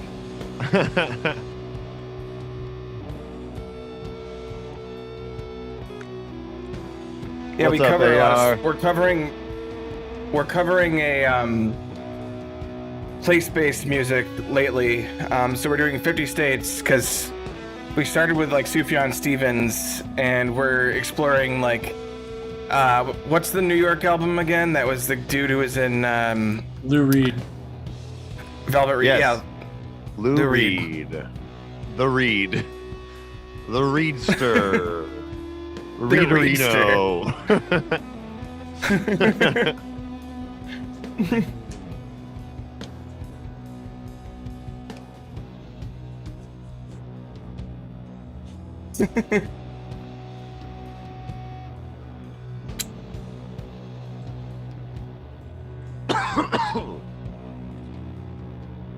I feel like AR is AR who we think AR is on here. That's what I'm checking. I'm just looking at the chat. Oh.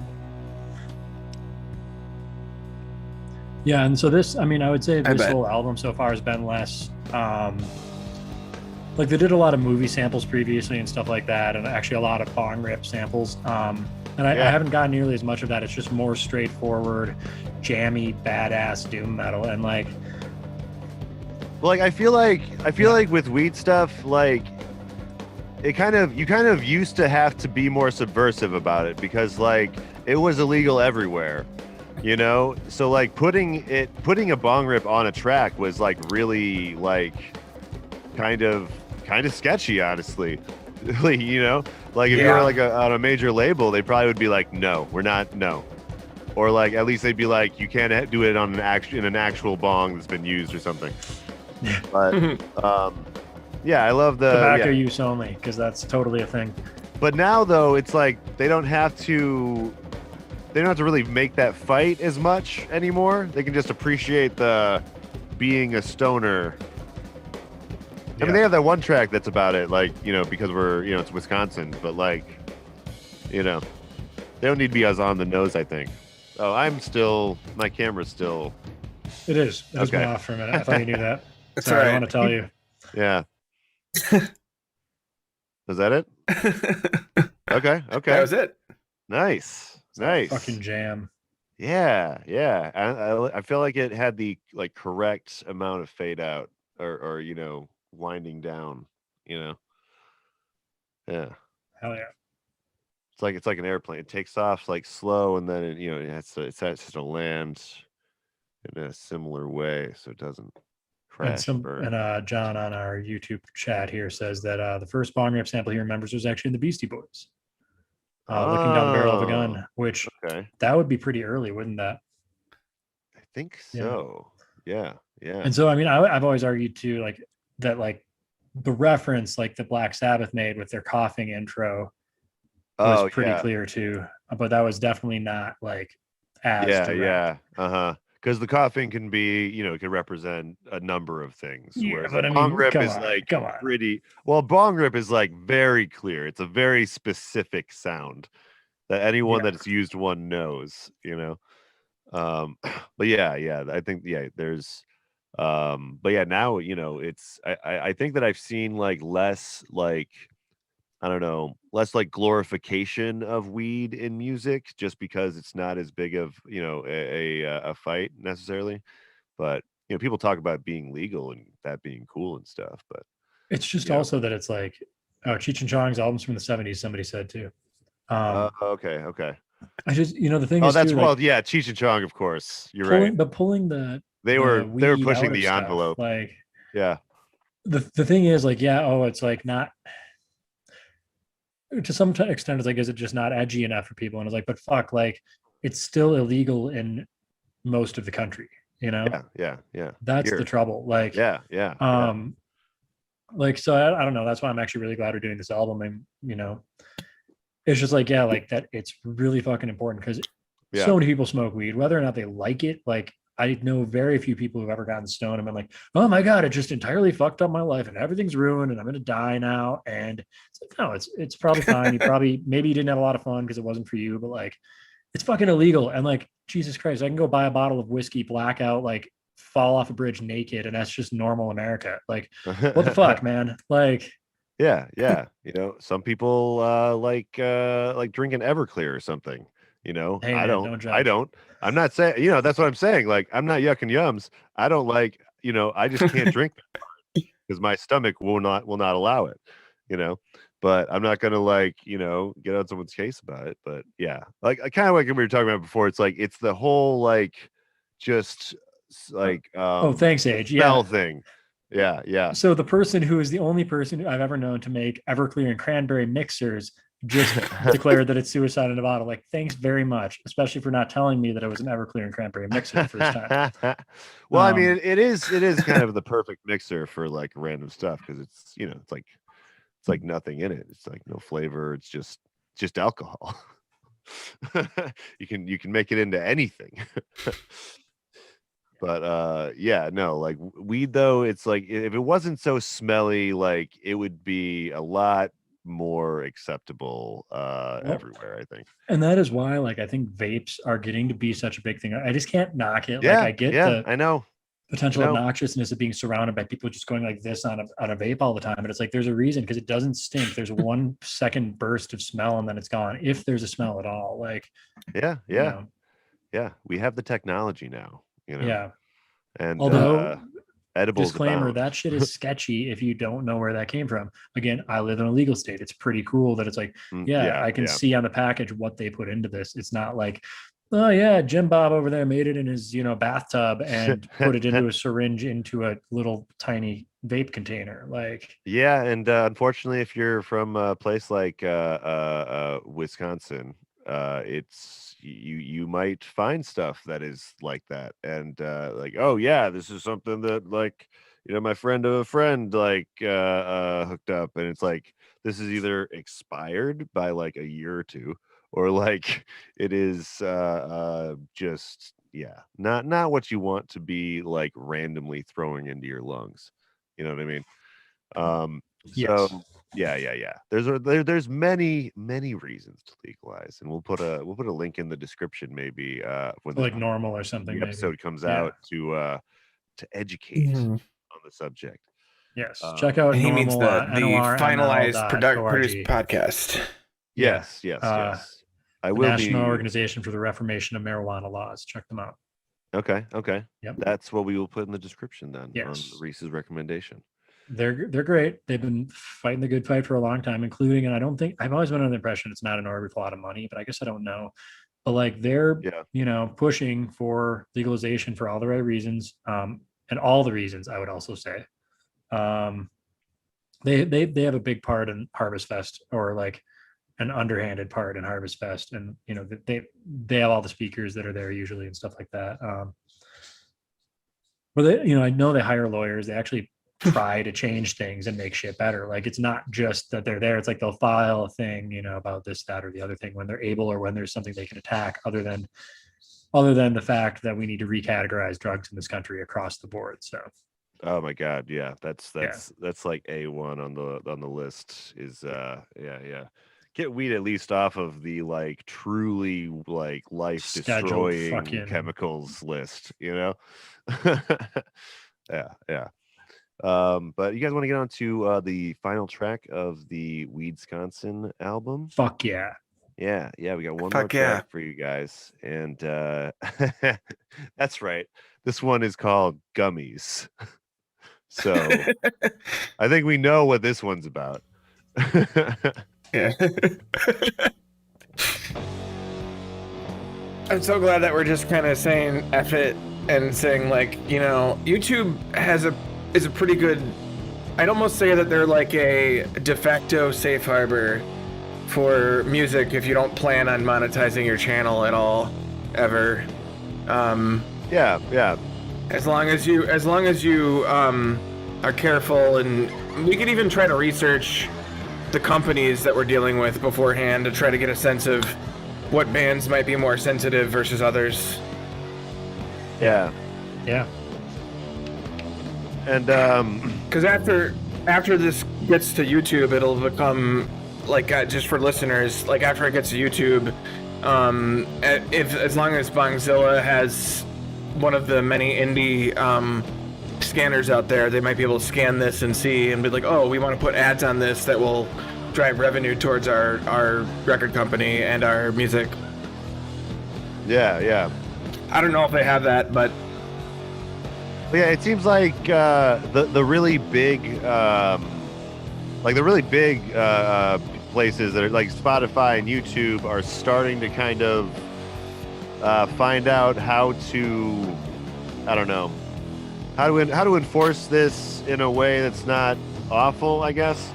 I mean, sometimes it is awful. Like sometimes people just get shut down, but like, as long as they let it play, if you're not monetizing it, like, we at least should be in the clear.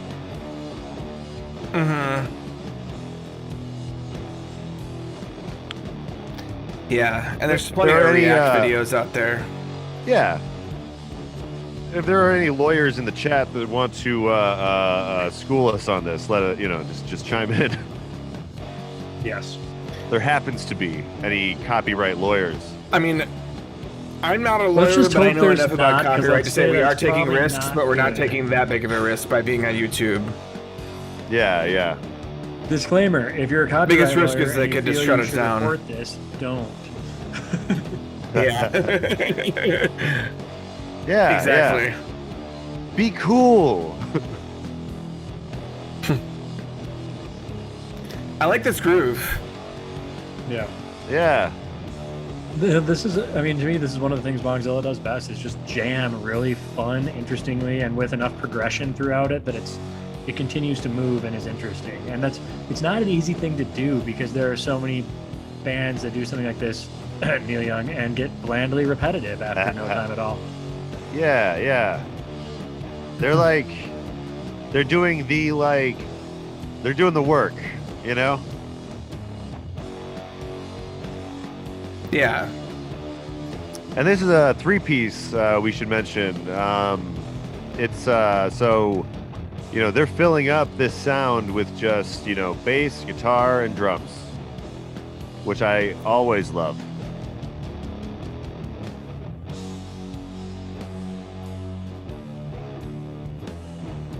Oh yeah.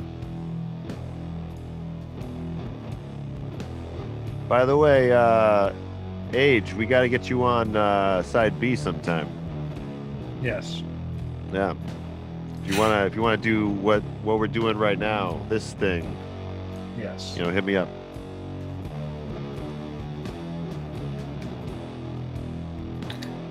Actually, I think we might have started planning this now that I'm saying this out loud. Yeah, John, I know that this does have a huge sound live because we were talking about that earlier, that we Yeah. were we at both went to the see I think him, reunion concert the High Noon.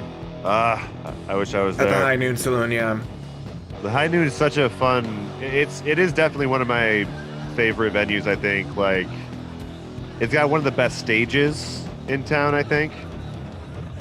It's the right size room. It's a venue that I would love to duplicate a million times over because you can see from everywhere in so many areas because it's a raised stage. Yeah.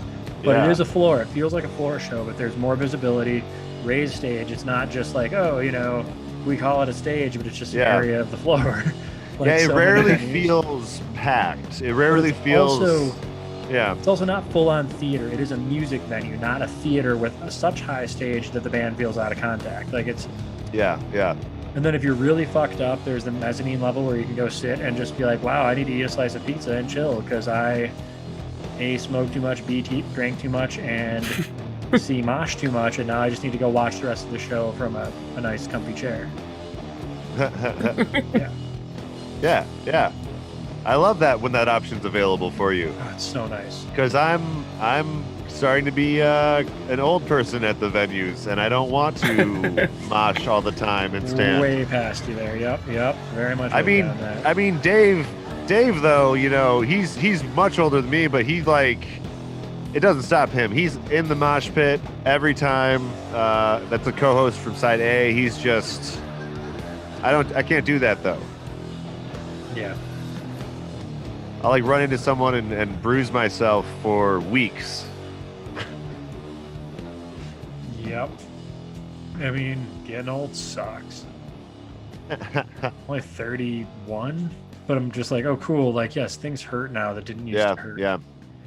Which is also why weed is great. Once again, by the way. Yeah. Also, I'm tall, so I can be in the back. I agree, John. It's old in the back. is You the way better to go. be in the back because if you're well, yeah, tall and you're not in the also- back, I might throw things at you. That's true. Well, yeah. I always felt guilty about that, but in movie theaters and concerts, anything is all right, I gotta try not to stand in front of very short people. I mean, if I they're really wouldn't throw things at you, by the way. I would just say, God, this tall motherfucker standing in front of me. And then I just grumble Yeah. about it. And Yeah. then I turn around and you make the mistake of assuming that I have any power whatsoever in the situation just because I'm tall.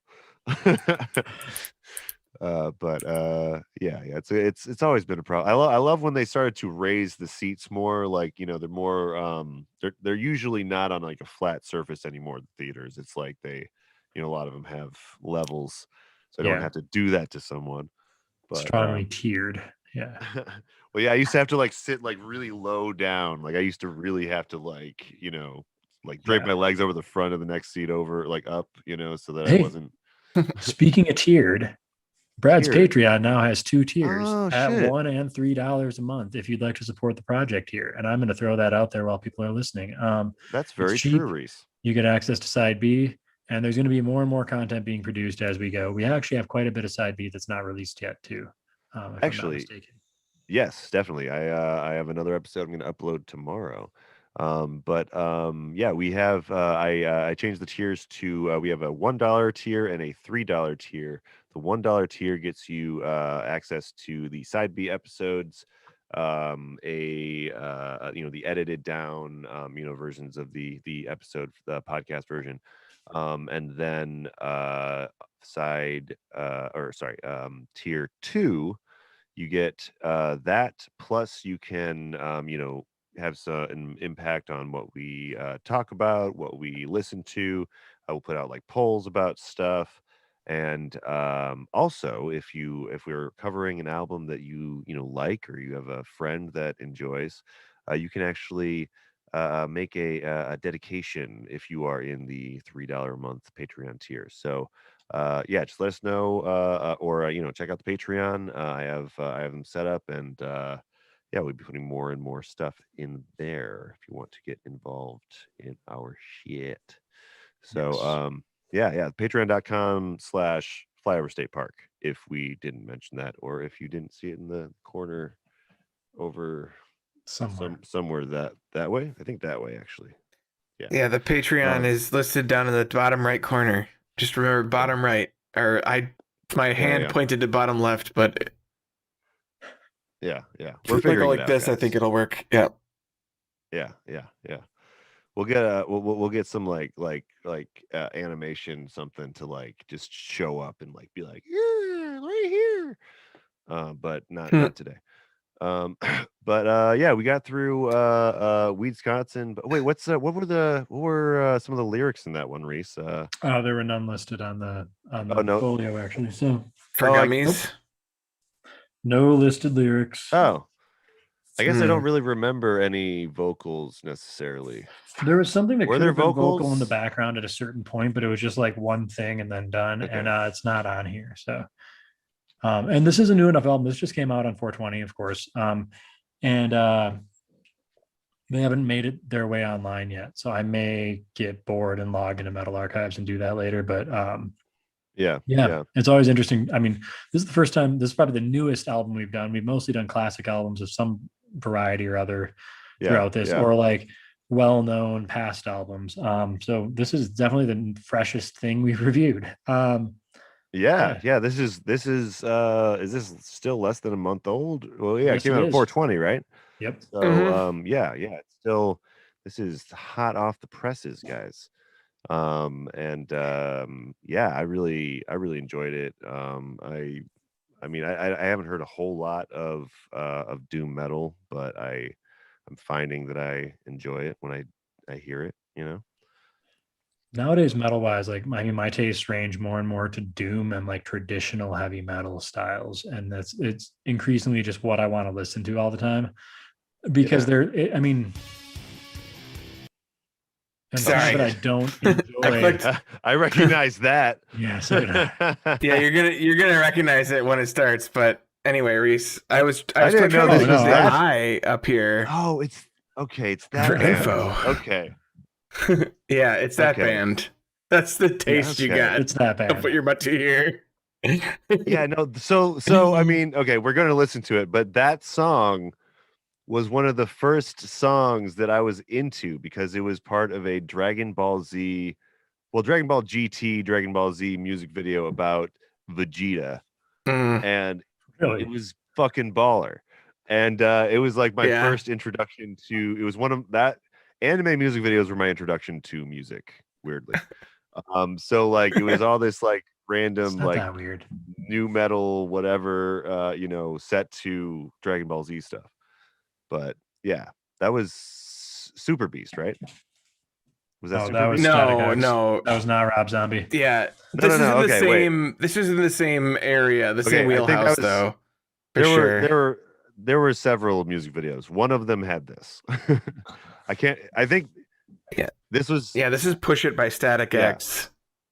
No. Super Beast was the one where Gohan turned into a monkey. I think that's what Super Beast was. I love that you still remember this. Yeah. So yeah, I don't know. Still on YouTube? This is way before YouTube. This is like this but is back did when it make its way to YouTube, do you think? I don't know. I like some of them I really haven't looked them up. I know I have them on like a CDR somewhere that's probably like deteriorated by now. I do feel like a lot of old internet movies have kind of died or disappeared, but like they're archived somewhere, but it's like it's not everywhere yeah. now if it wasn't Especially, originally uploaded. yeah, pretty much if it's pre-YouTube, it's like it is part of a website that has died and gone away or something, you know. Some of the casualties, I guess, of monopolizing this stuff. But yeah, I mean, not that I'm worried, YouTube, thanks for letting us do this. But I want to say something Soviet, like this is the price of progress. Like, oh man. But yeah, I'm noticing this album's got not that many tracks. no, Is this- it's short. I mean, it's- it's is this a- 46 minutes, but Okay, hold on. Okay, wait, are you talking Static X? Or are you talking Static X. Bonzo? Oh no, Is Oh. this Wisconsin Death Trip really just 4 tracks? It can't be for just 4 tracks. I'm looking now. Hang on. I don't think so. Let me go back here. We gotta figure this out if we're gonna. I think it Looks just like it's 10 echoed through some of songs, these probably. things. No, it looks like we got 12 tracks on the wiki, but yeah, for some reason That is correct. the Spotify doesn't have. I don't think Spotify has all the songs. Weird. Hmm. Oh wait, hold on. I'm It just is weird. idiot. No. There's only the five songs on this. I don't know why this is like this. Anyway, Nate's in charge on the YouTube music, so he's got a difference. Apparently, better access, I guess. There's a difference. There's a more access technically for YouTube because they have a huge Yeah. music section. They now have their YouTube music. Yeah. Google though doesn't know how to freaking deal with the fact that you basically they had their Google Play Music and then they got rid of that in favor of YouTube Music because they had all this music that was already licensed on YouTube really easily. So I think it's part of what's been a problem for them. And I think it's part of why it's been Okay, harder for Twitch okay. to get licensed music in general because they're not a music service. So yeah, Google just moved everything to YouTube and called it good. Do you Yeah. all want to listen to "Push It" by Static X though, really quick, or were you implying, Brad, that it was a short enough album that you'd like to subject everyone to the rest of their album? Oh, I was just trying to look at the list and see what we should choose. Because yeah, we haven't chosen which tracks we're going to listen to. Do you guys want to listen to like what 2 tracks? Whatever you feel like doing, man. You're the boss. Let's do 3 tracks of Static X. Give them a good chance to win us over. So let's start with "Push It." Is that the one that you played a second ago? Yeah, it's going to be the Yeah. video that people will be able to see. Okay, Actually, okay. that's part of why I've introduced this little Oh. video feature.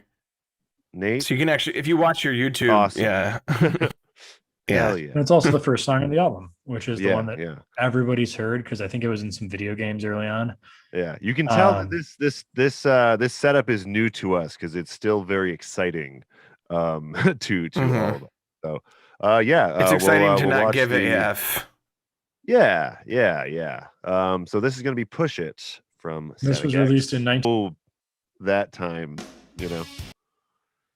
All right, now I got to go back. I don't think Find I've their ever album. seen. I don't think I've ever actually seen that music video. Like like I said, I haven't seen too much of this. So or like I have a very limited perspective on this kind of music. Just if it wasn't in an anime music video, I didn't probably care about it. Right. Yeah. So if that was my musical journey that brought me here. Anime music videos, check them out. But yeah. It's just it's getting into more of that, Slipknot, Rob Zombie area where it's like, really like brutal stuff. My eyes are explosive. I feed on it. Blackout, crucify me. Just a lot of really, violent and like, that's their, it's their whole thing, right? Yeah, and it was in It was used in the intro to the 2000 video game Duke Nukem Land of the Babes. Oh, really?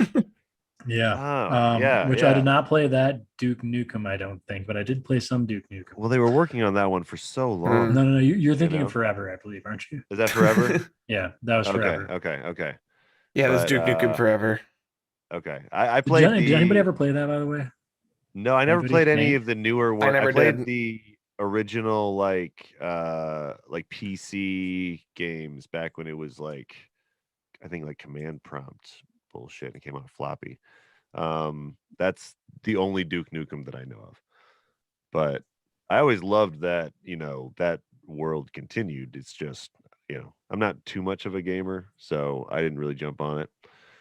Plus, it was like supposed to be like adult. So at that time, like I don't think I was allowed to play that kind of game. But yeah. It's a really, really like fun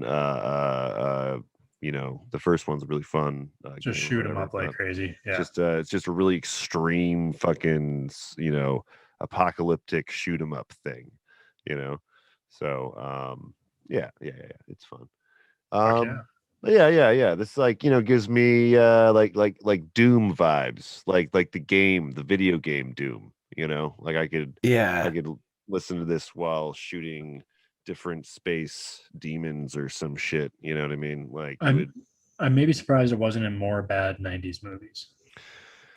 Yeah, you're right. There were a couple listed, but nothing that really stood out to me. Maybe this got overshadowed by Rob Zombie. Ooh, I might have spoken too soon. Okay. It was that song was used in the 2004 film Torque, which I have never heard of, but it looks pretty, from the producer of Fast and the Furious, SWAT, and Triple X. So that should tell you right there. Okay. Martin Henderson, Ice Cube, Adam Scott. Wait, what? Adam Scott? Yep. No, that can't be that Adam Scott. Is it that Adam Scott? It is that Adam Scott, according to Wikipedia. No. From Parks and Rec. Deep on this. Oh, what? Yeah. I don't think what's I've this? seen Wait, this. What's this? What is it? What's it called? It's called Torque. Torque 2004. I'm just like, wait. No. TORQUE Torque. I don't know how else you'd spell torque, but I just felt like it's a weird word. Oh, torque. Searching torque on Google is not going to give me any goddamn. No, 2000. That's why I said torque 2004. That way, although you're looking for tools. Oh, okay. Wow. Adam Scott in Torque. He's a side character. It was a horrible motorcycle movie. It sounds like God. It, yeah. And then it was also used in Valentine. I don't know. All right. It's got Dane Cook in it. It's got oh man, we got Adrian on here on chat. Adrian, have you seen Valentine, the 2001 movie? It's a slasher film. I feel like you've seen every slasher film, so comment if you know anything about it. It's got Katherine Hagel in it, so there's like some chance that people have actually seen this, but I haven't. Yeah. David Boreanaz, Denise Richards, Katherine Hagel, and Marley Shelton. Okay. So that's the other movie that it's been used in. So this did get some movie play. Okay. Obviously, Bongzilla hasn't had time yet. They might get some movie play. Probably not. I'm just kidding. Well, it would be a different movie. Bongzilla wouldn't fit behind like a Fast and Furious scene. Like it's hardcore or whatever, but it's not like shooting a car into space hardcore. It's not like adrenaline pumping. It's more like, oh, let's just fucking chill out and relax, guys. But if there was, they should make like a stoner comedy / Fast and Furious style film. Has that ever been? Well, I guess that would, honestly, that's like Pineapple Express. It's probably the closest thing to that. But the responsible thing is to not smoke weed while driving your car really fast. Yeah, I guess that's true. Yeah.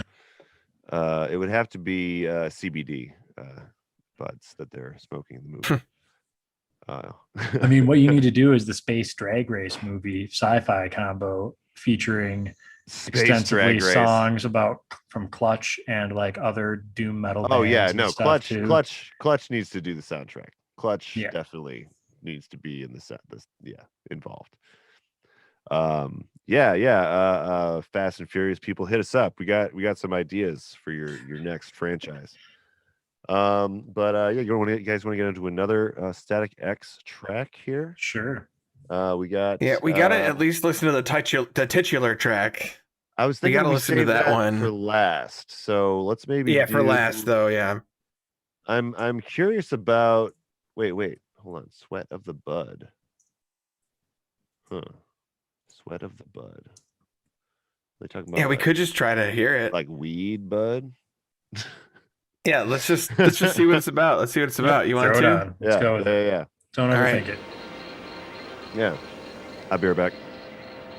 All right. I'm gonna. It sounds a not little bit be for- ambient in the beginning. I need to grab another beer. I'm gonna have a drunk podcast night. Yeah, it's a strange band, and it's just like they fall into that category of being like that, like this like electronic industrial stuff, but also, I mean, I know a lot of They got good rhythms. This is like Meshuggah level. Yeah, cool I was gonna rhythm. say they have some like Cynic, Meshuggah, like really heavy. I guess those guys do play with industrial soundscapes too, like, but I don't know. It's interesting. It's something that, like, again, actually, in a very different vein than I want to hate this more than I do, but I don't. It's just like it's not. It's like Rob Zombie. Rob Zombie's not bad music. It's just not necessarily what I want to listen to. You know? Right. It's not. It's.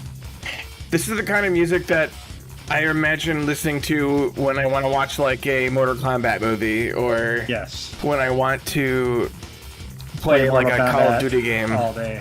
Yeah, exactly. Yeah. Imagine doing like blow in the bathroom and then listening to this song and then going and shooting an AR-15 at the wall. You know. Yes.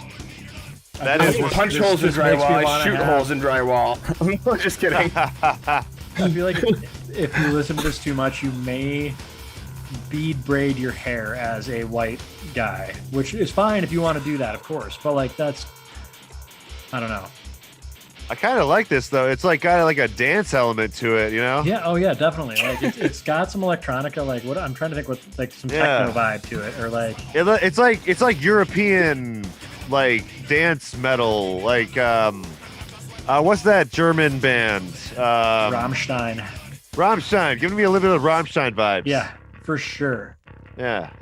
They play off of that very heavily. I mean, early System of a Down had some moments where they did a bit of that. Oh, and like, yeah. Rob Zombie was a ton of that. That's what his shtick was like dancey, like metal music for dance halls and ecstasy. Yeah. Like, well, System was where I finally started taking it seriously. oh fuck. I mean, they're that one early 2000s like new metal band that I just can't completely write off still. And sometimes I try it and I'm like, but fuck.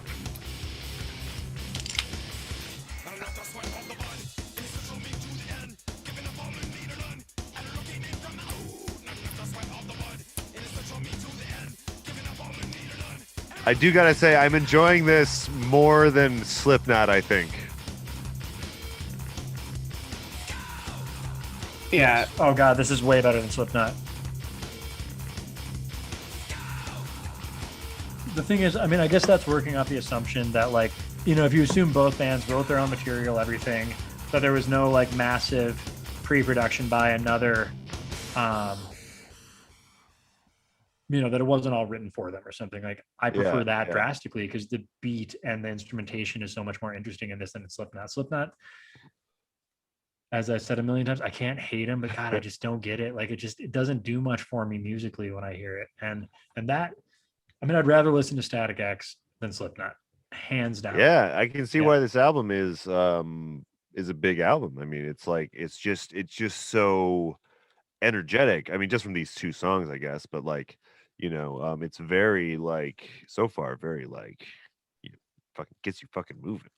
So like I'm trying to think how many years ago this was. I was living in Madison, so it must have been like probably 2010 or 2012ish. I took my brother to a rock fest, and Static X was one of the headliners, and like the crowd was packed, and like people were there to see Static X, like yeah, like undeniably.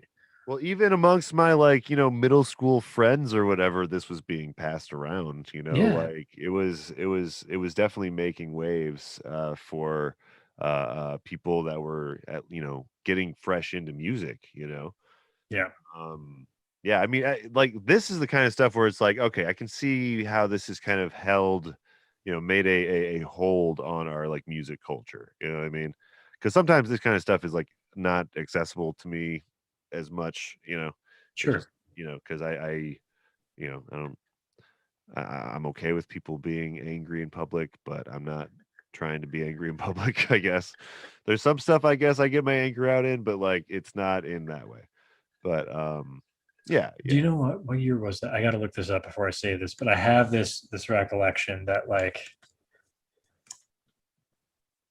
yeah, okay, so this like intertwines with me with the era of the Matrix because they're both 1999 releases, and like, okay, and I'm okay. pretty sure there were some like crude video remixes of scenes from the Matrix set to Static X going around at that point. Oh, probably every band that sounds remotely like this Yeah. has like there's probably like one, but yeah, this is very, very in the vein of the And Matrix. it's got that like, I mean, actually, Nate mentioned like Meshuggah and stuff and some like I don't know, genty stuff, and it has that guitar tone, and it has that futuristicness to it intentionally in a way. And like, yeah.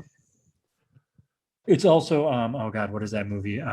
Fuck, Kate Beckinsale, Vampires. No, is that it? No. Oh, Underworld. Underworld. Yeah, this would fit Underworld, yeah. perfectly in Oh, Underworld, yeah.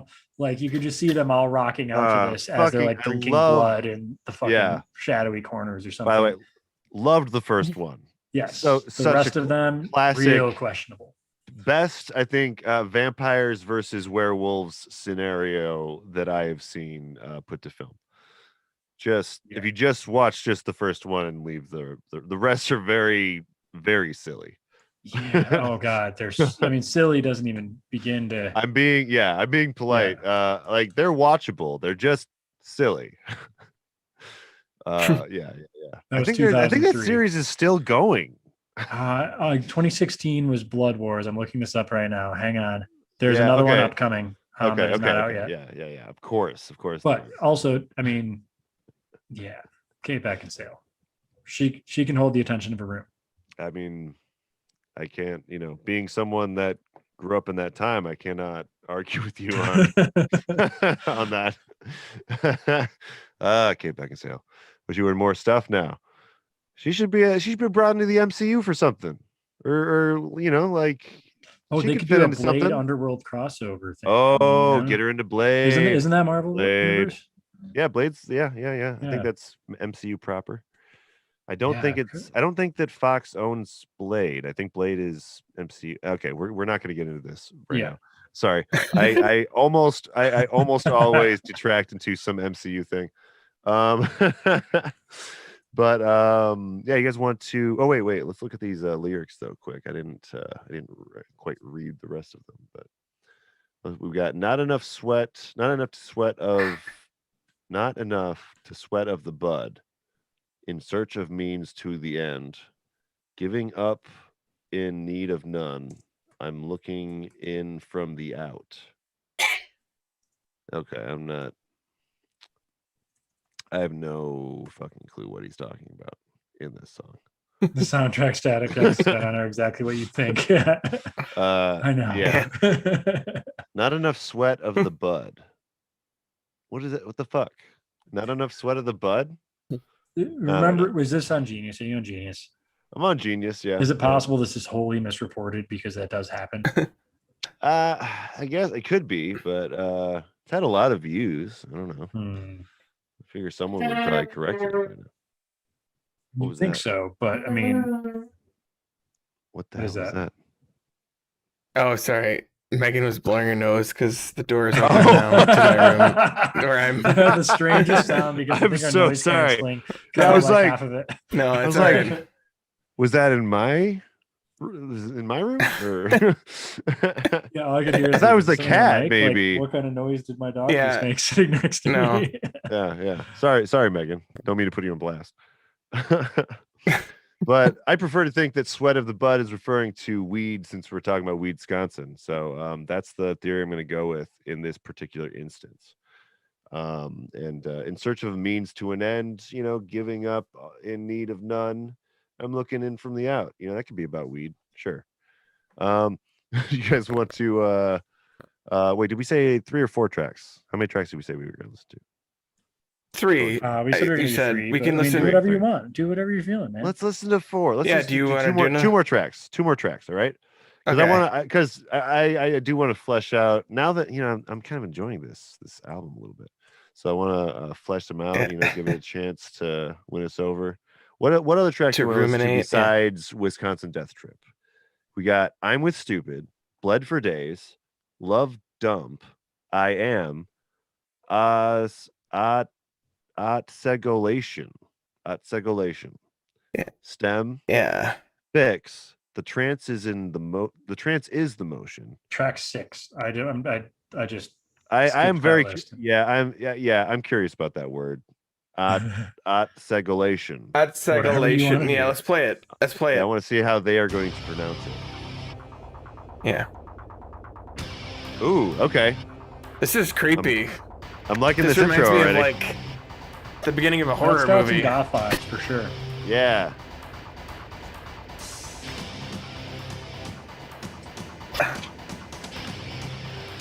Those drums. Do do do do.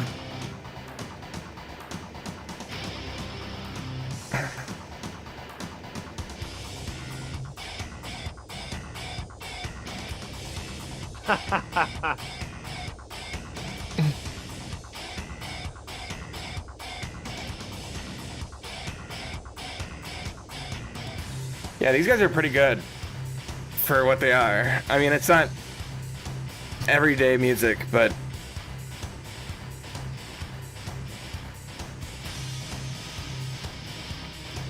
It does, you can dance to this. You can actually rave to this. Which you can't do Yeah. with a lot of new metal, I think. At least in my opinion.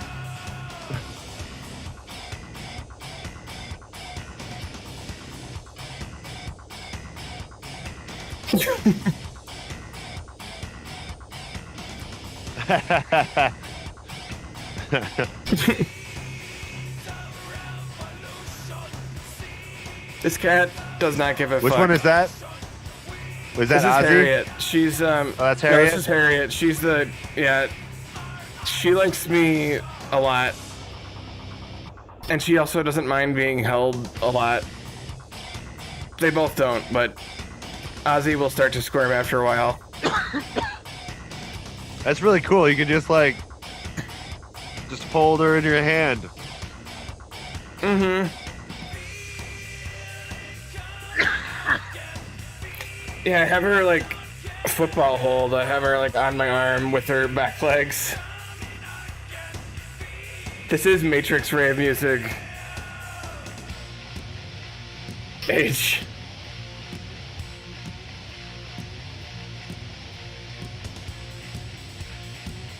Yeah, in the post-apocalyptic wasteland, this is what we listen to party. Yeah.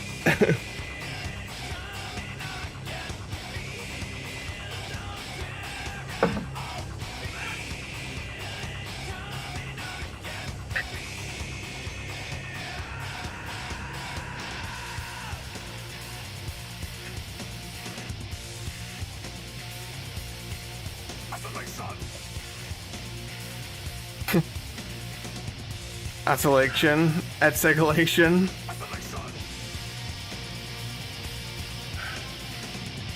Oh, he's saying it. Yeah, he's saying it. No, he's saying isolation. Oh, isolation.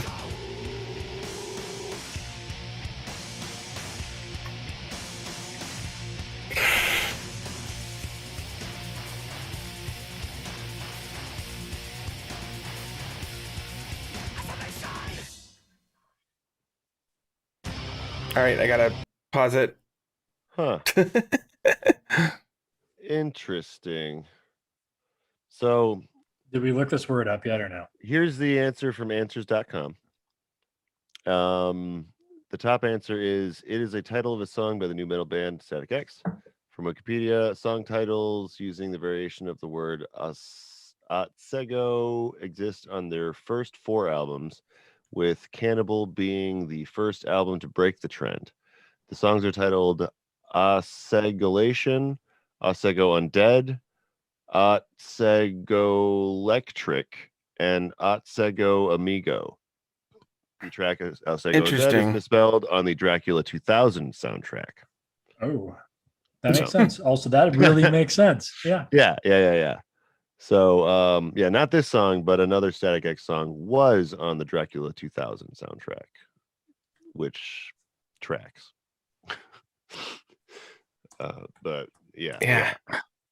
There's another digging this album. I could Okay. listen to this in the Wait. background as stuff. I like I'm this digging line, that. annihilate your kindness. That's like, Well, that's very late 90s. that's very rock. edgy. That's very, very edgy. Yeah. Not just like destroy your, like annihilate your kindness. Yeah. I don't know. Yeah. But yeah. Just a lot of not a lot to say about this out of the context of the album, honestly, but just just general depressive new metal stuff. I'm looking because Wayne Kind of the Static deal is with from, new metal, right? Wayne Static's from Michigan, and there's an Otsego County, Michigan, but that's the only thing I could find when I searched for that word. There's also an Otsego County, Minnesota. Okay, But so he's not from there either, so I don't know. Maybe Sorry, it's Otsego City, Michigan. maybe it's got a personal story that he hasn't shared or something. He got arrested in Otsego County, or I don't know. Apparently there was a scene of revolution and of destruction and desolation. So I don't know, maybe there's like clues dropped throughout these songs that tell you more about Otsego. So okay, in the Otsego, Michigan thing, it says that Otsego was mentioned in Static X's material. Okay. And that's all it says. Oh. His fake ID in college claimed he was Dean from Otsego. Oh. Okay. Yep. So this is his weird alter ego character. I guess so.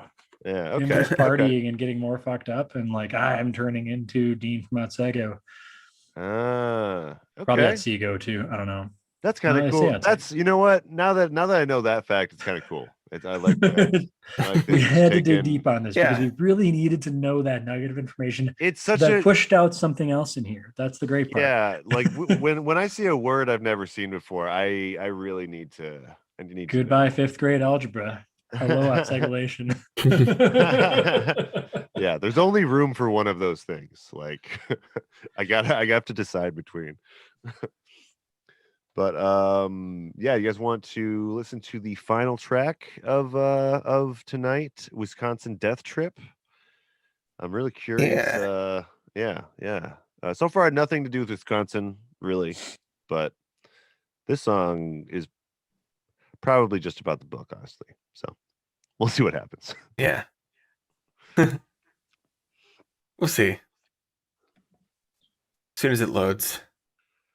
Oh, and apparently Ulrich Wild produced this, who worked on White Zombie's Astro Creep. Okay. That's awesome. Yeah. And yes, Adrian, this is exactly Matrix Raid music. And yes, Agent Smith should be in the corner doing knife hits because that's appropriate. Yeah. If we had pre-listened to this, that probably would have been in the corner. Yes.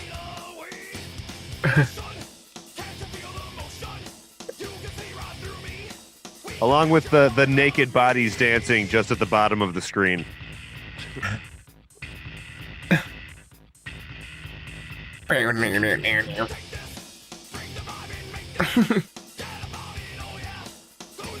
All right, I got to look up another band here for a reference point on what was being released at the time. This song makes me feel good to feel angry.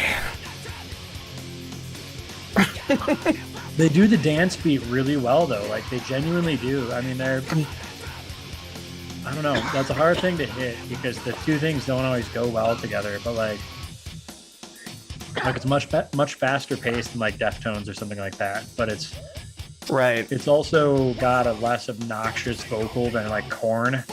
I don't know. I always found Korn kind of whiny sounding. I also think that some of the music or some of the rock made in this time is made in like a post hip hop world.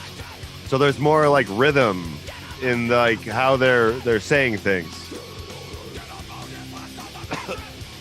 Yeah. Yeah.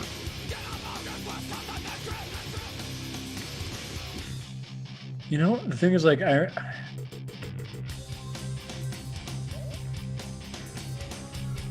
God. Yep. The more I dig into the overall music like spectrum of this time, that I was like I'm ashamed of the shit. I would have listened to Static X a lot. I liked them. I did. But like Korn was heavily on the radio at this point. Limp Bizkit was a big thing at this point. Oh yeah. Let's just trying to throw some things out there. Of course, also I want to say 1999, like Fatboy Slim was releasing that song that everybody knew at that point. Hey Nate. Yeah, I saw that. Are you gonna cue it up? If you can I'm gonna find try it. to, yeah. Yeah. What are you putting on? Oh, you'll see. Oh God. Am I gonna not like it, or am I really gonna like it? I don't know. Well, we'll find out. Fuck it. That's what we do here. We'll find out together. Take random stabs at things and kind of, Yeah. you know. No, wait, does the song you're picking I have did something see to do with... I did see a weird ad for Orangina earlier, which is like a European orange soda with orange juice in it, and it had like a really furry vibe in it, and it was weird and gross, and I don't want to show it to you all, so because I don't want to pass it on, but you can look it up on your own. yeah. Rob Zombie that was Light ad. But yeah, that was Wisconsin Death Trip. Yeah. And yeah. Thus tying together our Wisconsin section. Yeah, I enjoyed that one a lot. I think I'm gonna listen to this whole album. I think I'm gonna double back on this. All right. Take bets. Next week will Brad have his hair spiked straight up? Yeah, you just I should get a wig. All right, here's the thing. If we get 5 subscribers to Patreon, Brad will figure out how to spike his hair straight up. Yeah. Man, the thing is my hair is long enough to probably do that accurately. Right? I think you could. I really think you could. Can you just imagine too, like what did Wayne Static look like if he didn't spike his hair straight up? Did he just was he just blending in with some kind of long hair down like close to his shoulders? Yeah. And what's it like going on like airplanes and buses and stuff? You know, like what's that? You got to hit your head once in a while. Yeah, I mean, I've seen punks like hit their mohawk on the ceiling of a, low hanging jet before. Think a bird ever nested up there, like without him knowing. All right. So 5 Patreon subscribers go. And then 5 Patreon subscribers and I'll stick my hair straight up into the air. And it's going to make his headset very interesting. So this is going to be fun. You might even have to put a gap in. It's just going to be heavy. It's like I'm going to be like teetering under the weight of my thick hair. But I know how to do it. I haven't done it since like high school when I had to dress like a punk in the tuba section, and we all did like the Liberty Spikes, So yeah. But 5 subscribers on the Patreon. This is appropriate. Either the $1 or $3 mark. Honestly, I don't care. Oh yeah, and I want to interrupt and say, don't forget to subscribe to the YouTube if you haven't already. Flyover State TV and also Flyover State Park. They are separate YouTubes. TV is the live arm of the whole shebang, and Park is where we put all of the We park all of our videos, you could say. Yes, yes. They are the edited down versions that we take out the break and we take out possible dead air that never happens. But if it does happen, we take that out, or if they're we just things that just need to be taken out, we take it out. I try to keep it to around 2 hours when I edit it down for the Patreon episodes. And what you see on Flyover State Park is more like a 10-minute or less version of an episode. So it's highly edited by me. And that's why you should pay him, because he edits all of it, and it takes forever. It does take a while on this dinosaur of machine that I have. So why don't we get into the last section of the podcast then, which is plugs and what we are listening to. I'll go first this time. I usually go last. I have been listening to I'm gonna say the Desert Island Discord this week. I've been listening to the Desert Island Discord, and you should too. You can find it if you search TACHP Desert Island Discord on Spotify or YouTube. Honestly, probably just any of that. And if you want to contribute to the Desert Island Discord, you can go on over to our Discord. We're looking for as many people to join the music conversations as we can in the Discord, and just be prepared to give us your Desert Island 5 once you get in there. So that's where you can stay up to date with everything that we're putting out, and every the island playlists that we put together every other week. That gets into what I'm plugging, I guess, which is we are going to be doing next Tuesday at the same time. We are going to be doing our the island, which we're calling it, for the Flyover State TV, and the subject or the genre is going to be prog rock. So if you have any location-based prog rock songs, put them in the Discord, put them in the comments, put them on our social medias, Instagram, Twitter, whatever. We're all over the place, and we'll add it to the list, and we will listen to it much like we do on this podcast, but it's your pick. So I'm going to jump in there real quick. We did talk, we were going to categorize as prog, I believe, and not specify prog rock. Oh, sorry. Open the door a little. And I just mean that because if you have something that is labeled not just by you, but by any group as progressive, we want to check it out. So that we wanted to open the door a little more too, just in case we don't have a lot of prog rock heads out there. But like, if it's prog metal, cool. If it's like, I don't know, anything that gets prog as a label, but which is mostly going to be prog rock, understandably. But that's the only stuff that I know of. But I don't know of the stuff you know of. There's always a smattering of something or other that gets labeled as prog, and I mean that's the thing, is that it may be genre breaking then. So, but who knows? We'll see. Yeah. Well, why don't you go on then with what you are listening to, Reese, and what you got to plug? Oh shit! I've been listening to a ton of like power metal and traditional heavy metal. I don't know why. I've just been feeling that lately. So Manila Road, Judas Priest, just kind of some throwbacky stuff. 3 Inches of Blood. Some Sabaton in the mix there. Sabaton is a weird band, and they're kind of fun to listen to. They're like one of those, like, could almost be problematic because they strictly write things about history. They're a historically based band, but they don't, like, they touch on some subject matter that's kind of like too much sometimes. Okay.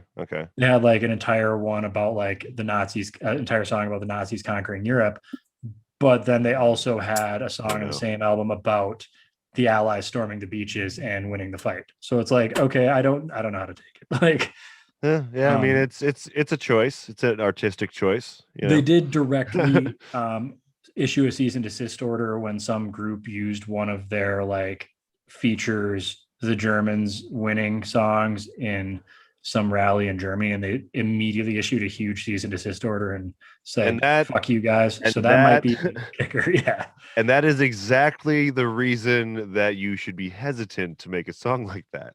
Yes. Well, and it was old. I mean, to be fair, it wasn't like this was a new album. This was No, I know. It's we just, still should have had a lot more thought to you it know, than we did. there's a lot of people that are, that like Rage Against the Machine that were surprised to find out that they were so progressive. Yeah. Oh You god, know and what that I mean? was such a trip to So- read about. I'm like, did you just miss all the lyrics? No, Like, I mean, it's yeah. they got the feeling, the anger, and that's about it. You know what I mean? So yeah, I think that that can be a problem sometimes, unfortunately. Yeah.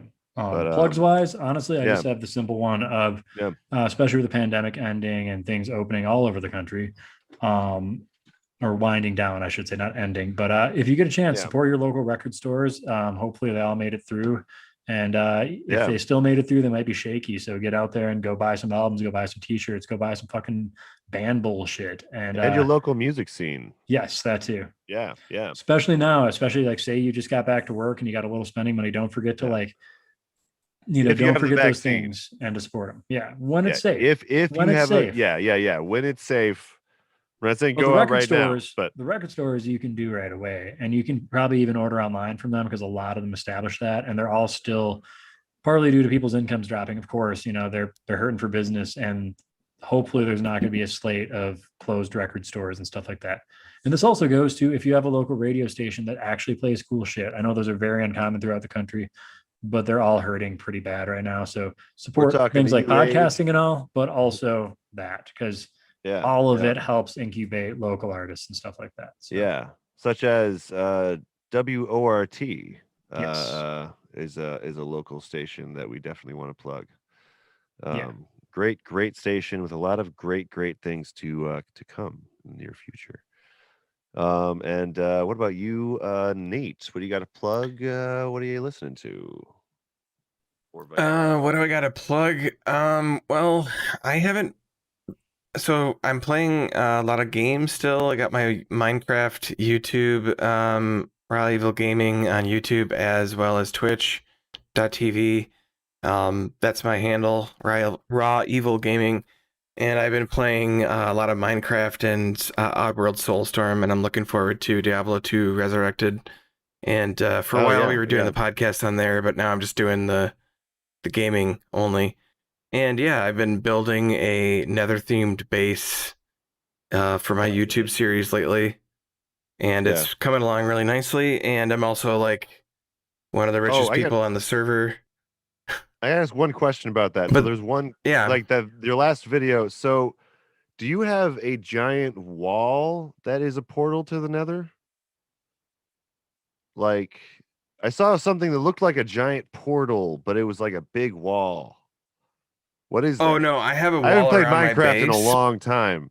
So right, I have a wall around my base made out of like blackstone and dark prismarine and stuff like that. But I do have a nether portal that I built around. Like I built around it with other stuff. So okay.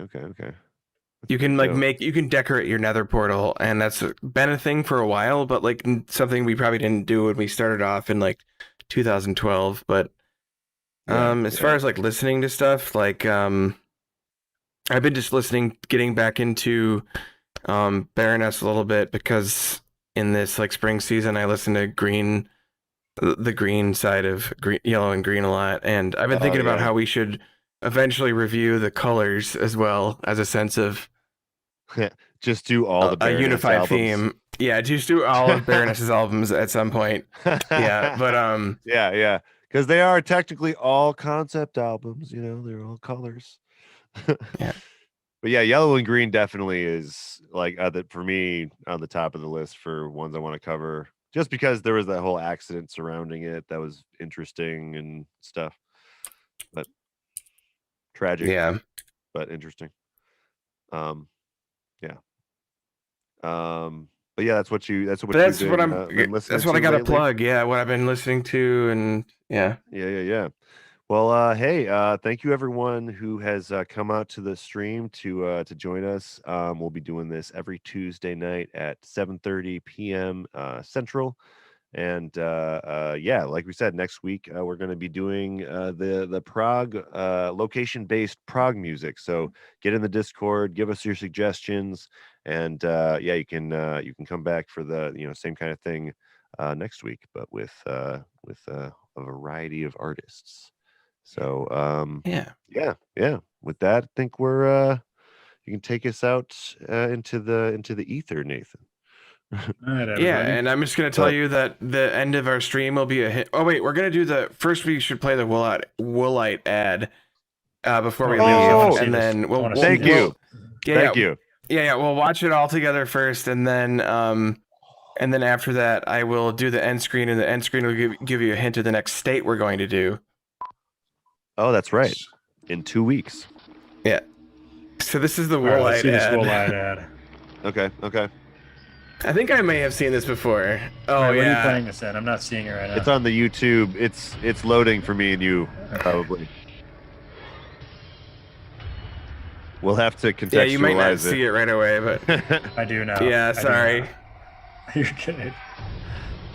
So everyone that's listening and watching in the moment knows. Right.